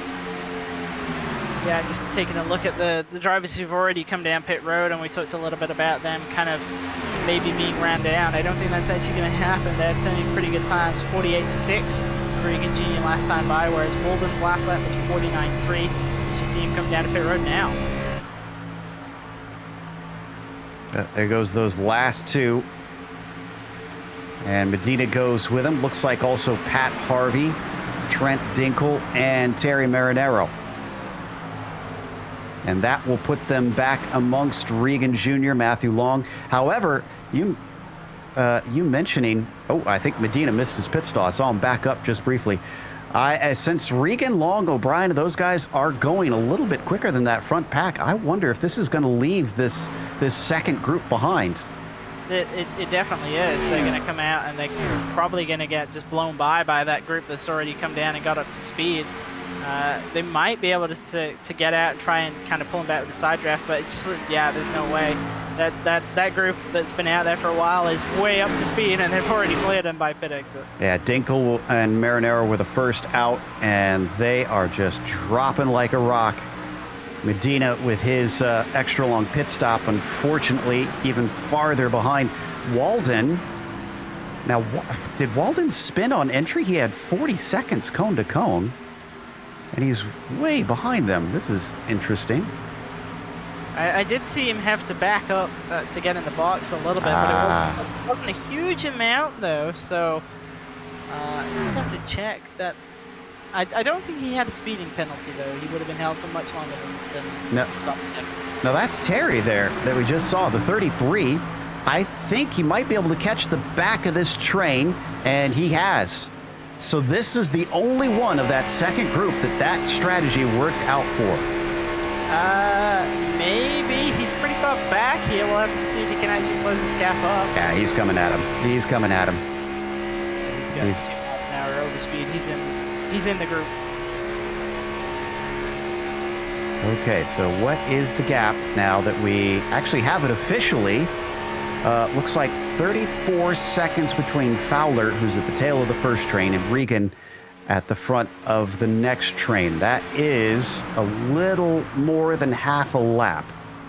Yeah, we had a little bit of gamesmanship going on there with what is now the true race leader, Patrick Cowgill. He kind of went up to the middle on the backstretch. It looked like he almost wanted to be passed by Charles Sumner right there. I wonder why that might be. As we hit 20 to go now.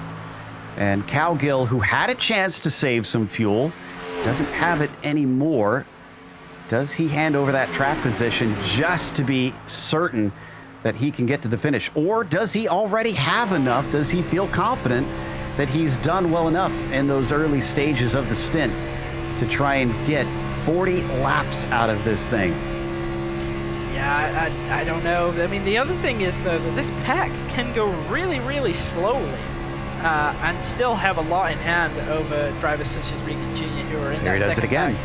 Yeah, he's definitely trying to lose the lead, which sounds crazy, but he needs to because he's definitely tight on fuel. But these guys can really back this down. They've got over half a minute with only 20 laps to go. They can go a second a lap slower and they'll be okay. So not too surprised to see drivers trying to kind of really slow the pace down, but you still obviously got to have enough to be able to go at the end, because at that point you just got to go.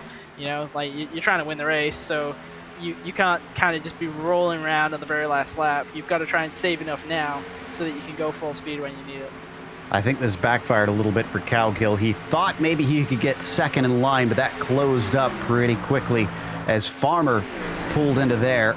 And now he's managed to stop it at P4. So that's not too bad. That's Chad Brown in third in front of him. He's also got the 19 of Matt Hilton behind. Yeah, I think this is okay, though. I mean, he's still in the top 5. He's still got an opportunity. Yeah, I thought for sure he was going to go all the way to the back of them. So, yeah, fourth, not too bad. It's going to depend on who can hook up with who and really make the push when they need to. Do we have any teammates in this group, actually? So we once again glance at Regan.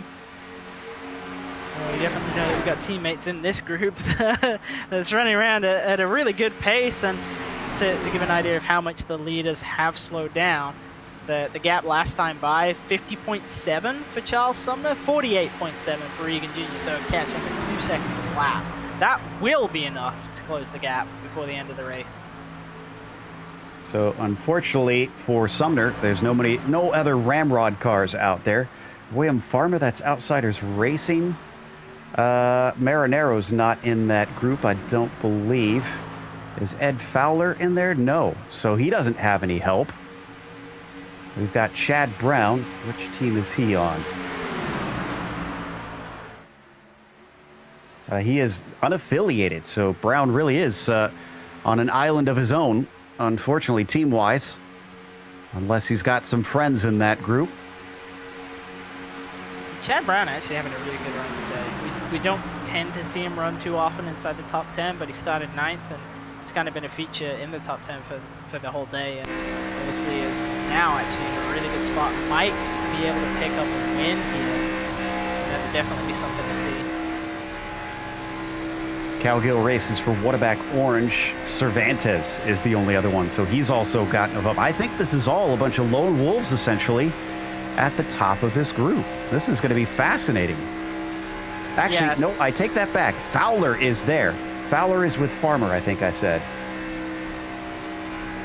Yes, he is on the same team as Farmer. So if those two are communicating, they have a good shot here. They do, but they're at kind of opposite ends of the group. So it'd be interesting to see if they can actually get formed up in time to be able to work together. And that assumes that both of them are going to be able to get to the end of the race in the first place. Everybody here is really slowing the pace down. 51.6 for Charles Sumner last time by. So Yeah, and Regan Jr.'s got it down to 22 seconds. Didn't I say that was 34 just a few laps ago? They are coming fast. This scramble may not be as certain as we thought it would be. 15 to go this time with 22-second gap, so it can be run down if they don't pick up the pace. Now, here's a question. If they get some lap traffic, could they maybe hook up with them and save fuel that way to go a little bit quicker behind somebody? Unfortunately, they got Bradley Holly in front of him. He's damaged, we know that. But Hopely is the number 10, was he sporting any sort of damage? I don't recall him being involved in anything. Well, they have this other group of lap down traffic here led by Colton Lane. They might be able to tag onto the back of this. That's definitely going to help their fuel mileage out. Ah, there you go. Yeah, and they are significantly faster as well. Good point, as they're going to go right on by, but that's as they catch Holly. Are they going to go around them? No, they should, I would think. He's going to try and hook up to this group, but he's starting to lose them very quickly. If he doesn't get there, and I think they're gone. Sumner has missed the boat. Yeah, that's really a lost opportunity there, and they're losing a lot more time. I mean, they still have a couple of these guys in this pack with them that can help push them along, but definitely a missed opportunity there. Ooh, he's starting to reel him back in. That's Hilton. That's one of his teammates. Hilton's trying to bridge the gap. Baron Hilton going to see if he can help the Tropicana car squeeze just a little bit more out of this and catch up to those lapped vehicles to sneak a win in. And I think it's working. I think they might be able to hold on. Maybe. Even if they can't, though, just having the 47 on the nose of Sumner is going to help him save a bunch of fuel. So it's not a total loss if they do lose this group. Even more time has dropped away. 15 seconds from Regan to Fowler now. And they've still got 13 laps to go, 12 at the line. Yeah, the pace has to come up, and it has to come up soon, because if they get close enough that they can run the gap down and actually get in their draft, then lights out. The race is basically over. Regan Jr. and co are going to easily blow by the group of fuel-saving cars. And even Sumner can't seem to keep up with Hilton for the time being. This has shades of Rossi on it. Alexander Rossi from 2016 out at Indianapolis. His teammate helping him save fuel just to get to the end. Hilton having to slow up a bunch just to keep the 98 on his tail. A much better lap that time by, though. He ran 49.5 to Regan Jr.'s 48.6. That's enough. That will work. If he can maintain this pace, he's still going to win the race. Let's see, I think 11 to go this time by at the line.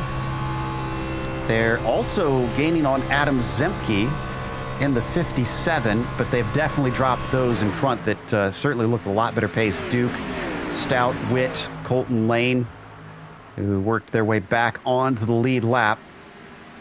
Yeah, 50.5 that time by, that's not enough. Regan Jr. with a 48.5, and he's got it down to 13 seconds. We'll be down to 10 to go. This is becoming an absolute nail-biter on a single caution. An 85 laps run. Who is going to be able to come away with it? Down to the line, still hanging a long ways back from Baron Hilton. Yeah, I'm kind of surprised that Hilton hasn't just dropped straight back towards him. It's almost like he's undecided as to whether he wants to go up there and try and pass Zemke or whether he wants to drop back and help his teammate out. 51.4, significantly slower once again. I wonder if it's just getting mission critical here. And now he's really checking up. Yeah, I think he's getting the message from his teammates saying, we really need you. We cannot make this. It's come down to 9.7 seconds. They're gobbling it up. Yeah, I mean, that second package is going so much faster at this point, and I'm almost thinking it might actually make sense to try and get the 47 in behind the 98 to push him along rather than to just be out front and kind of let him save fuel that way. Yeah, I think you're right. It's no longer about the fuel. It is strictly about the speed, and right now it doesn't seem like they have it. As they cross the line this time, a 52-1 for Charles Sumner. I don't think it's an if, it's a when. Yeah, this is not going to work out for him. The gap is 7.7 seconds now from the lead back to Regan Jr., and the pace is just not here. 52s are not going to cut it. They need to be down, running at least 49s. So as Zemke and Hilton try to carry them along. Oh, and what's this? Cowgill doesn't like this. He's gonna go, and he's gonna hook up with Doug Evans. But is he gonna be able to go though? Well, they're easily passing, and Evans is our new leader. And he's gonna try and push, but it was a little bit awkward. He ducks down low once again, trying to ride behind the 57. They're down to 8 to go. Regan's only 2 seconds back and continuing to climb. I wonder if they saw the timing there in that number 31 and 41 and thought they got to do something about this. At least at risk taking the win and running out of fuel. Right now, they're on the point. They're going to go past the 57. 7 laps to go, and Regan is at the back of the group. He is caught up to Fowler. Yeah, and this first group is just absolutely just crawling around the racetrack. He's going to get by them like they're standing still. Evans now lifts. Cowgill goes by. Was Cowgill doing the best of the fuel saving? Farmer also. Oh, Farmer's going to get tipped. Is this going to be a caution? It's a caution.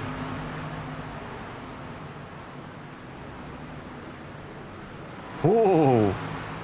So what does this do now?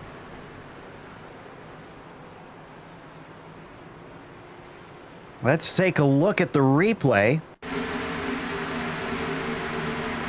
Farmer going to the outside of the 41 here. Almost clear as they get to 1, but not quite clear. Just gets turned around. Actually, everybody kind of gets away with that. Nearly took out the trailing group that was trying to catch them, though. So that was lucky from them. Oh, so Cowgill now has track position. We're going to watch the replay one more time. This is on board Regan. Immediately goes to the bottom, and the car underneath just about spins. I think that was Hilton. Yeah, he has track position. But does he have enough fuel to actually be able to run these last couple of laps wide open? Well, how much do you think these caution laps will help? Because we're going to restart without a green-white checkers. This is going to be enough time. Oh, it's going to be massive for them. We're going to run at least 4 laps under caution here. So that's a huge gain for Cowgill. They're catching up to the pace car now. I gotta imagine that Patrick probably shut that ignition off and just put the clutch in, coasted as close as he could up here to the pace car. Now he finally has to turn it back on to try and run up to it. Yeah, I can't imagine he was in any hurry to burn more fuel catching the pace car. So here's what our positions are. Let's see if it changes. Oh, does he have to give it up? Does he have to come in for fuel? Yes, he does. Cowgill pits. Zemke. Regan stays out. Farmer stays out, though. So does Matthew Long. So it is split amongst the drivers who took stops on the last caution, on whether or not they could get to the end, even with this extra yellow. Yeah, Doug Evans also stayed out, so he will take the lead of the race. So Evans seems to feel pretty confident. And we're going to restart.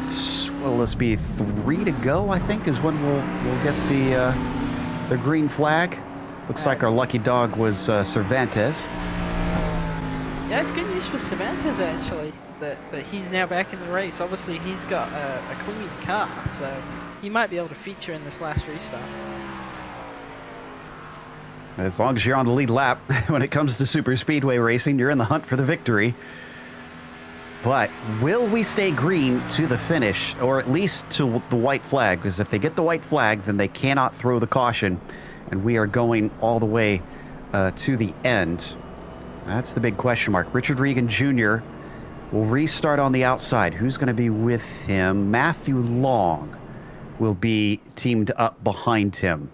So does Matthew feel like pushing and working with Richard Regan Jr. to try and get the two of them up ahead of those who were saving fuel?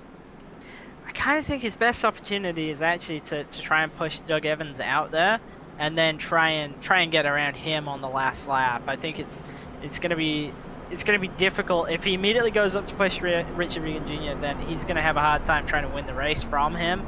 I think his best chance is to be ahead of Regan Jr. when the last lap starts. But starting second, and if they can get that line going, which I think they probably have a good chance of making that work. They've got James O'Brien and Abner Acosta behind them. It's possible they could all just clear Doug Evans on the first lap. So who have we lost officially now? We've mentioned Guerra, White, and Lemieux have become DNFs. I think Robert Besaw Jr. is sitting in pit lane for reasons I'm not totally sure about. Maybe getting some extra repairs since he was involved in an earlier wreck. Yeah, it looks like, because he's 23 laps down from the leaders. Otherwise, Kalen is still out there, and he might actually be able to overtake. Yeah, he's got enough laps left that he can get into 28th. Otherwise, we've got 28 cars still running total, with the last one on the lead lap now being Danny Cervantes, as was mentioned. And the lights go off on the pace car, I think. Let me double check on that. Yes, lights are off. We're going to restart with 3 to go. Yeah, so quite a long caution period there is going to help Doug Evans out with fuel, as well as William Farmer. So I think they are probably safe now. They might not be completely safe, but they're certainly better off than they were going to be. Drivers who pitted that last time and gave up track position couldn't make it on fuel. Sumner, Cowgill, Brown, Lane, Witt, and Cervantes stopped in just for a splash to make sure that he gets through. Kalen actually even telling everybody he's got engine damage, so he's just going to get out of the way.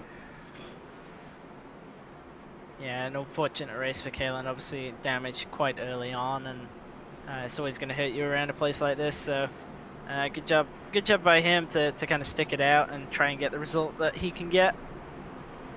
Cross your fingers and your toes and your eyes that we stay green to the white flag. They've only got to be green for 2 more laps here, and then we get a green flag finish without overtime for round 5 in the PRL NASCAR Cup Series.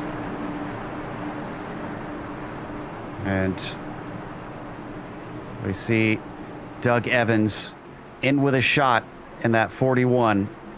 Did not qualify. I think he may have been one of our EOL drivers. No, he was not. So this was a conscious choice from him to not start with a qualifying time as the Mustang pace car peels in. So far, it's worked out well for him, but he's going to be up against our pole sitter. So a known factor that Richard Regan Jr. is quick in that number 46. Into the tri-oval. A whole heap of cars hopefully don't become a heap of cars before this is over, waiting for the green flag. And there goes Doug Evans in the 41 with a big jump. Now, Richard Regan Jr. has not ducked down low like you were suggesting he might want to do. He's going to stay up high. Yeah, he's got a bunch of his teammates up there with him. O'Brien's pushing back, and Matt Long and Acosta's going up there as well. That top line is going to be very, very strong. Doug Evans he's kind of out of lunch at the minute. He's got no help. No. I think Evans might not have the fuel. I wonder if he got it up into 4th. pretty quickly just to try and short shift this thing and make it to the finish. He immediately drops back. Now it is a race between Regan Jr., Long, O'Brien, Acosta, and Fowler is still in there. Fowler's trying to make it on his fuel. Yeah, I think it's just a case of that Doug Evans went a little bit too soon and kind of got strung out on the bottom, so he just had no help coming off of 2, and you really need a pusher, especially in the last couple of laps. 2 to go now as they cross the line yet again. Regan Jr. on the point. It's been up and down. We didn't think that he made the right call on the fuel, on the pit stops, and somehow it has come back at him, but that's why we're in the booth, and he's up front. Oh, but we got a car tip. That's Acosta, moved by Fowler. Everybody checking up, but no caution. He stays off the racing line. Oh, and some more action. We got more wrecking.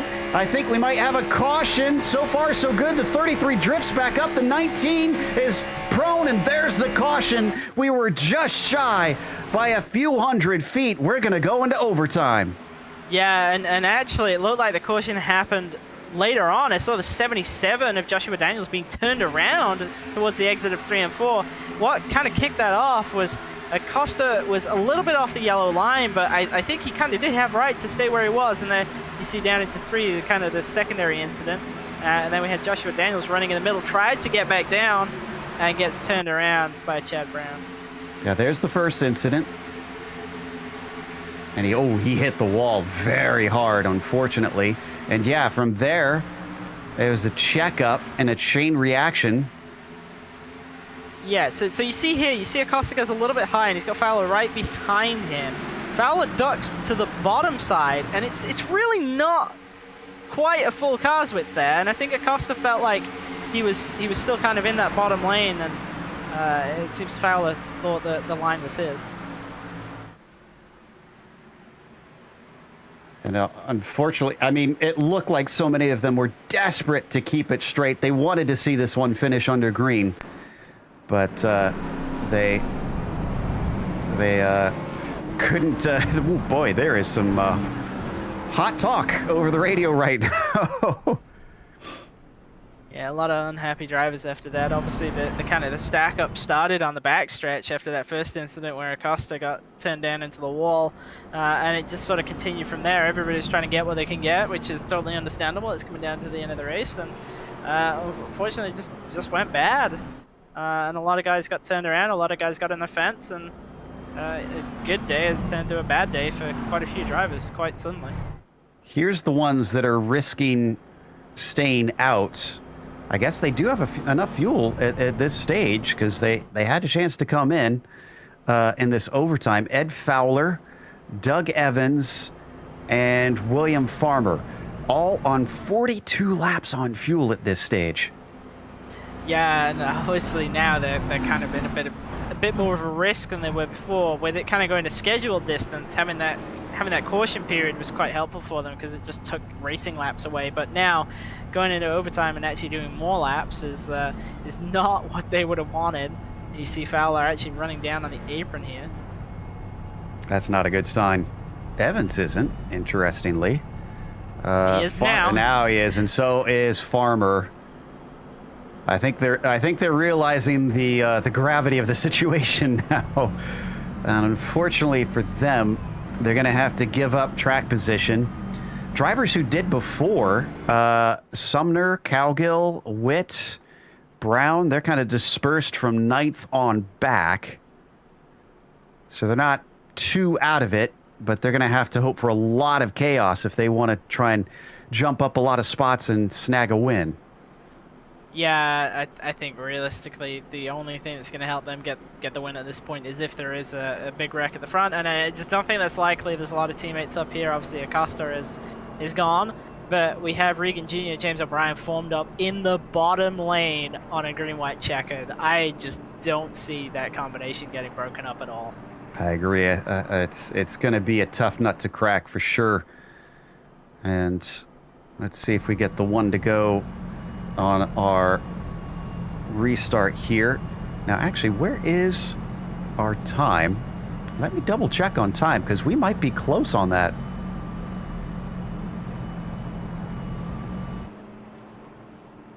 So, I'm double check. We're at 0. We are at 0 on time. So this is going to be a 1-lap shootout. This will finish under green on this green-white checkers regardless. Yeah, it's definitely going to be tough to break up that bottom line then, and obviously with only 1 lap, there's really little hope of drivers on the top side unless they're formed up really, really well, being able to make anything happen. By the way, a thank you to iRacing from us broadcasters. I see that they have added a little icon for us that says GWC 1 of 1. A tip of the hat to you devs for finally saving us on that. Yeah, that is kind of a handy thing to have. There is also a chat message that comes up as well saying how many are left. And right now it says this is the final caution, we'll try for a green-white checker finish. You can't expect commentators to notice details. That's a known factor. Meanwhile, as we are lined up, get ready for a 1-lap shootout with Richard Regan Jr. hooked up to his teammate. Matthew Long has the 2 of Ed Fowler behind him, but Ed is on 42 laps of fuel, excuse me. He could be very close on whether or not he can make this in the end. It's definitely worth trying, but yeah, he's definitely going to be really tight on fuel at this point for sure. Now, we're getting the white flag here, and the drivers are chatting about who's going into the interviews. So I'm hoping we're calling this one correct. My experience has been that we get a 1-lap shootout when we get a green-white checkers and we run out of time. Yep, okay, now we got confirmation. They're saying they're going on the leader. So looks like we should get this lap and go racing for a single sprint to decide who wins round 5 and the PRL NASCAR Cup Series. And Richard Regan Jr. is looking for victory number 2 this season after winning at Martinsville back in round 3. There goes the pace car. Waiting for it as they trundle through the tri-oval. He won't want to jump everybody, but I have to imagine he's probably in communication with the 9. He goes, but the 9 is left behind, and look at that, they get split up immediately. The 28 was savvy. Matthew Long splits them up. Yeah, I'm totally surprised by that. I really thought he would have waited all the way until the green came out so the 9 was tight to his bumper, but apparently not, and Matt Long has dropped in that gap. Those 3 are pretty far out, actually, from the rest of the pack. The 2 of Ed Fowler is kind of trying to bridge the gap now. Does Ed have enough as well? He's on it and accelerating towards them. Right now, the bubble is not allowing Matthew Long to do much. Does he try and get next to him, slow him down with the side draft? Not doing it yet. The 46 still on the point as Richard Regan Jr. comes around to look for the checkered flag. Still no challenge from behind. Oh, he's starting to gain. Here's the shot as Matthew Long starts to come up alongside him, but it's too little, too late as they get down to the line. Or is it? It is very close, but it is Richard Regan Jr. by 5/1000ths of a second. Oh, so close for the 28. Less than inches from getting that victory. Yeah, I'm really surprised he managed to make that work. I was convinced that he was just going to be stuck behind all the way coming off of 4, but he ducks out. He does get to the right rear. He starts pulling Richard Regan Jr. back, and he's so close to getting this 5/1000ths behind. Wow. Long looks incredibly smart, and that could have easily been the victory with just, I'm sure, thousandths of a second difference in his timing, and he would have been our victor here today. But it's not. It's Richard Regan Jr. to win for the 2nd time this season, who is around on his victory lap. We're going to take a quick break here on the Global Sim Racing channel. We'll come back with the unofficial results as well as driver interviews, so don't go away.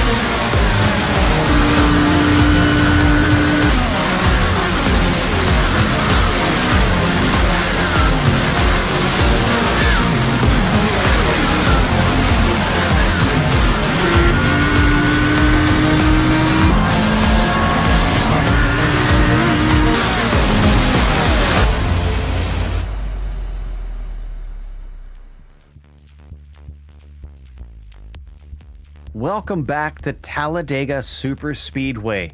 Round 5 was something else this evening, and it came down to 5/1000ths of a second with Richard Regan Jr.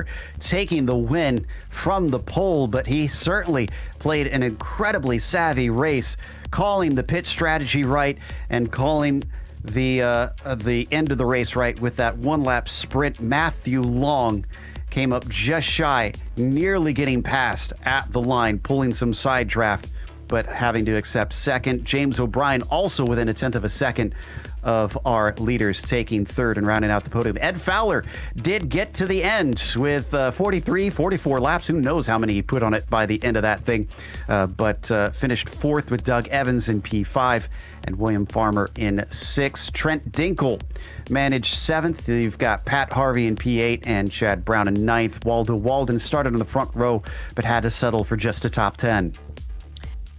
In 11th, we had Michael Witt, who had a really quiet race, but came home in 11th, so good result by him. Jose Medina just behind him in 12th. Charles Sumner, he looked like he might pick up the win, and it just went against him. Wasn't able to stretch that fuel mileage, and then that caution came out. That relegates him to 13th place. Joshua Daniels involved in that incident with that second caution, and actually managed to recover to 14th. Danny Cervantes, we saw him get back on the lead lap close to the end of the race. He comes home 15th. Abner Acosta turned down into the inside wall right near the end of the race, comes home in 16th. Matt Hilton behind him drops from 5th to 17th. And Patrick Cowgill is the last on the lead lap in 18th. Adam Zemke and Taylor Stout were both one lap down in 19th and 20th. Get into drivers who had big problems, hopefully in 21st, 3 laps down. Lane, 22nd, 4 laps down. Baron Hilton, 23rd. Marinero and Zivkov with a lot of other drivers basically trying to salvage points. Holly, 13 laps down in 26th. Robert, 27th. Mark Kalin, 28th in the end is where he climbed to. Everybody behind them, unfortunately, were a DNF today of our 34 starters.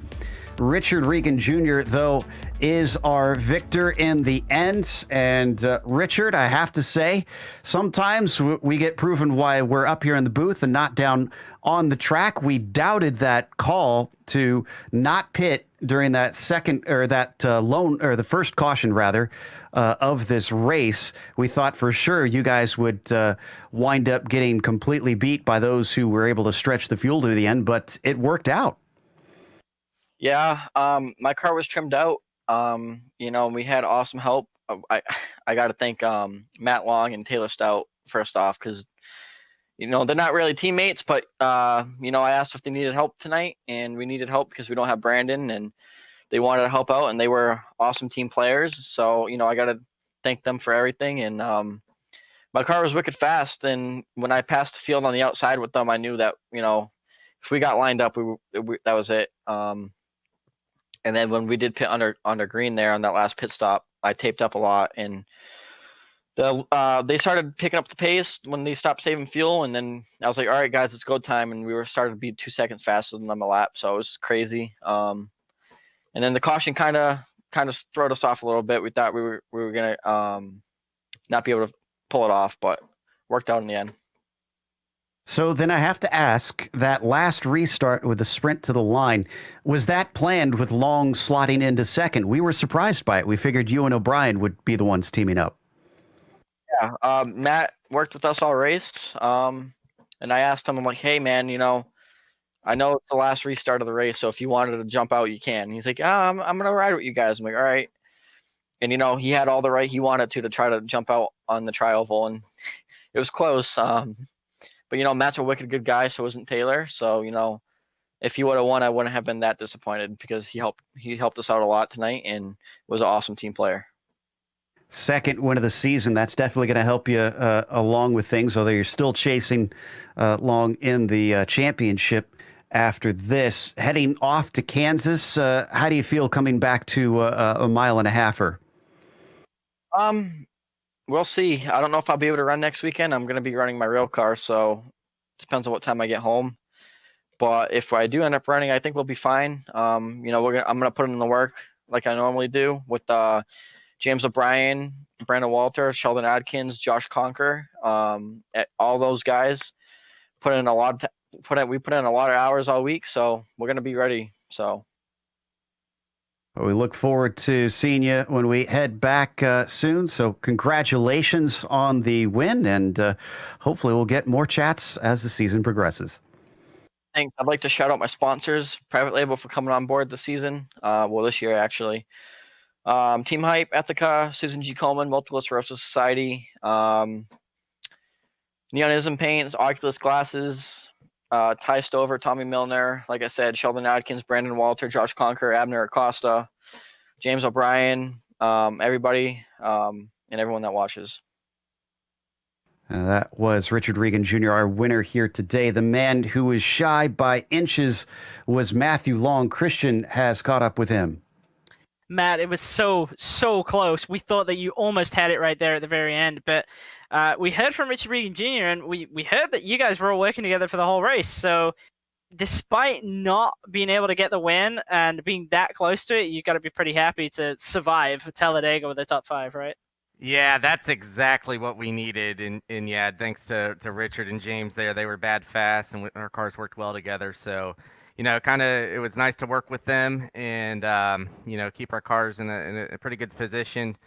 But yeah, I was probably 50 feet or so too short on timing that run at the end. I figured, at the end there, give it what I got, try to get the win. But no, it was a good race. Exactly what we needed in terms of points. Yeah, speaking of points, obviously been a very strong season so far. You've already got one win. You've got a number of top 5s, and we're at the halfway point. You've got to be kind of looking at kind of keeping this run going. You don't have to take any drop weeks so far, so that's a huge gain. You've already got a pretty big advantage there, I would say. Obviously, Bradley Holly was in second before the race, and he had some pretty heavy damage around the midway point, so it's kind of swung pretty significantly in your favor. Obviously, next week we go over to Kansas. How are you kind of feeling now in terms of championship kind of aspirations?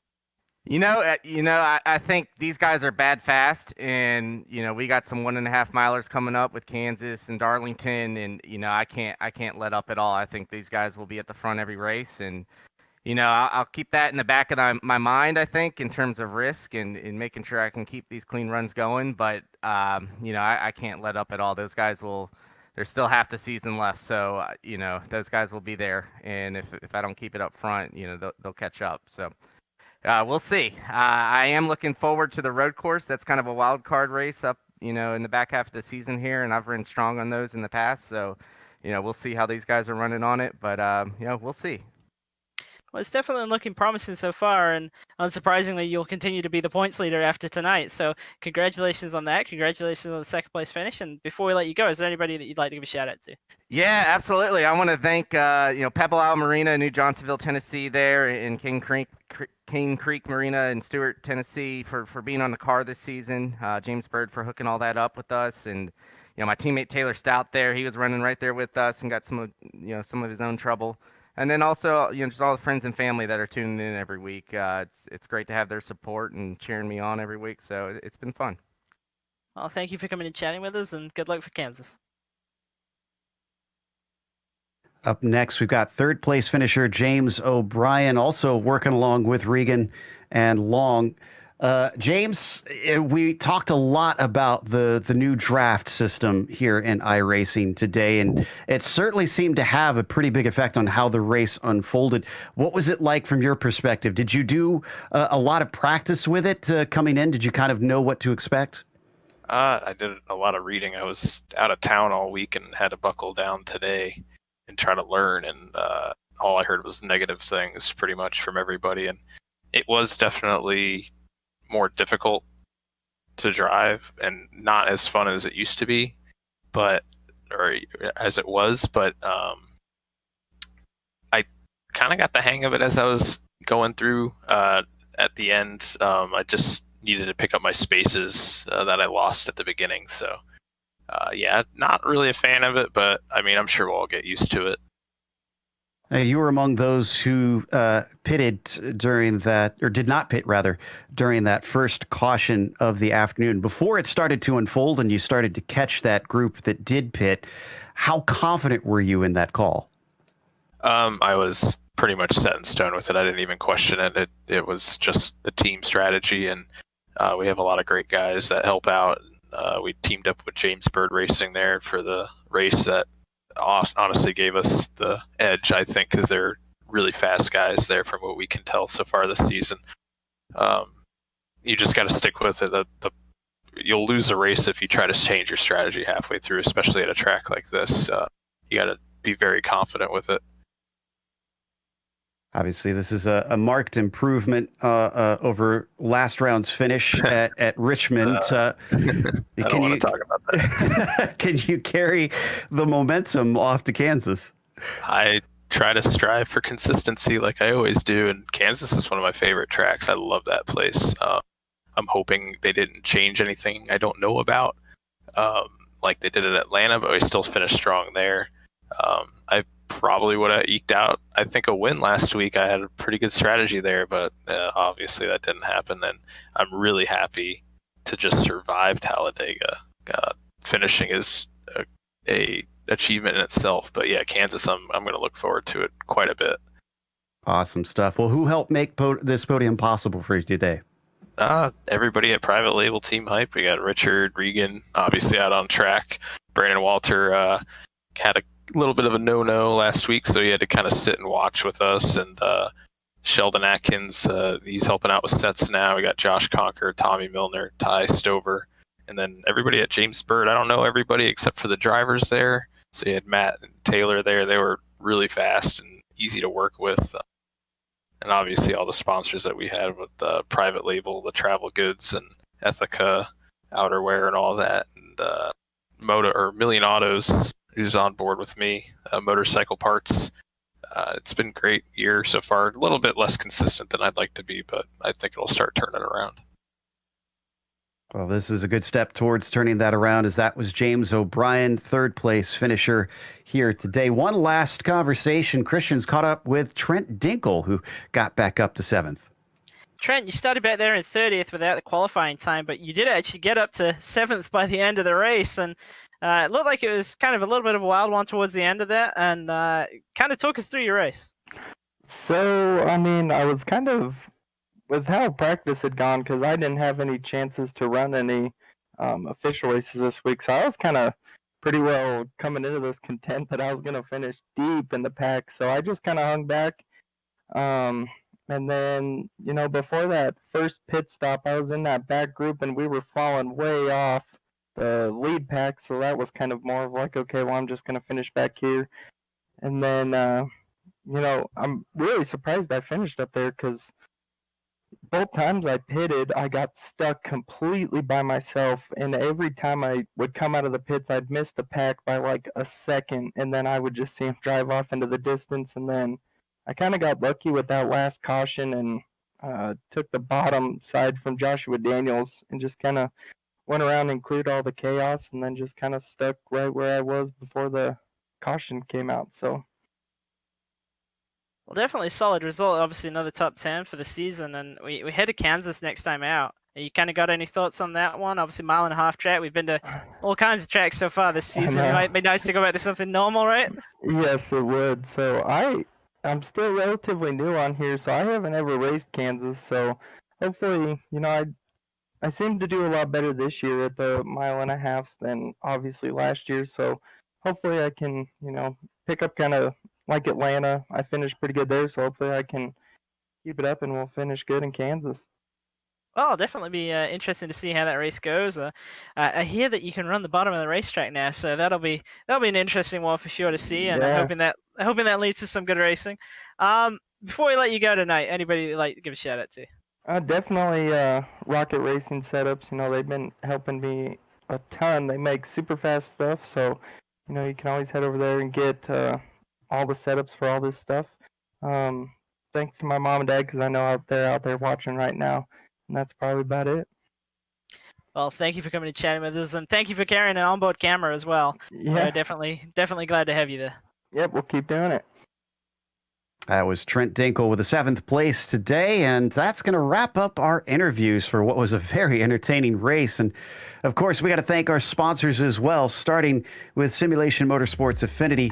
SimMSA.net. Find out how you can bridge the gap between virtual and real motorsports, as well as NinjaTrader.com. Get started with a risk-free trading simulator and start tracking your performance. And finally, TheButtKicker.com. Feel what you've been missing. Of course, a thank you goes to the companies that provide the software and the hardware for our broadcasts that you can see listed here on your screen. Additional thanks go to June Lalonde, who provides our wonderful music. See the screen for how to get hold of more of her great work. And thanks to the team today, Christian, Sean, and Dougie. If you'd like to find out more about GSRC, including upcoming races, you can find it at globalsimracingchannel.com or check out our merchandise, or our social media, rather, through the outlets listed at the bottom of the screen. Our merchandise is at simracingmerch.com/GSRC. We got a link in the description below. Don't forget to subscribe to our YouTube channel as well, so you don't miss a moment here on GSRC. And as we mentioned, in about a week, we're going to Kansas, Sunday, May 2nd at 8:30 p.m. Eastern. We also have upcoming races for other series listed on the screen, so check those out and mark them down on your calendar. But until next time, race clean, race hard. We'll see you on the track.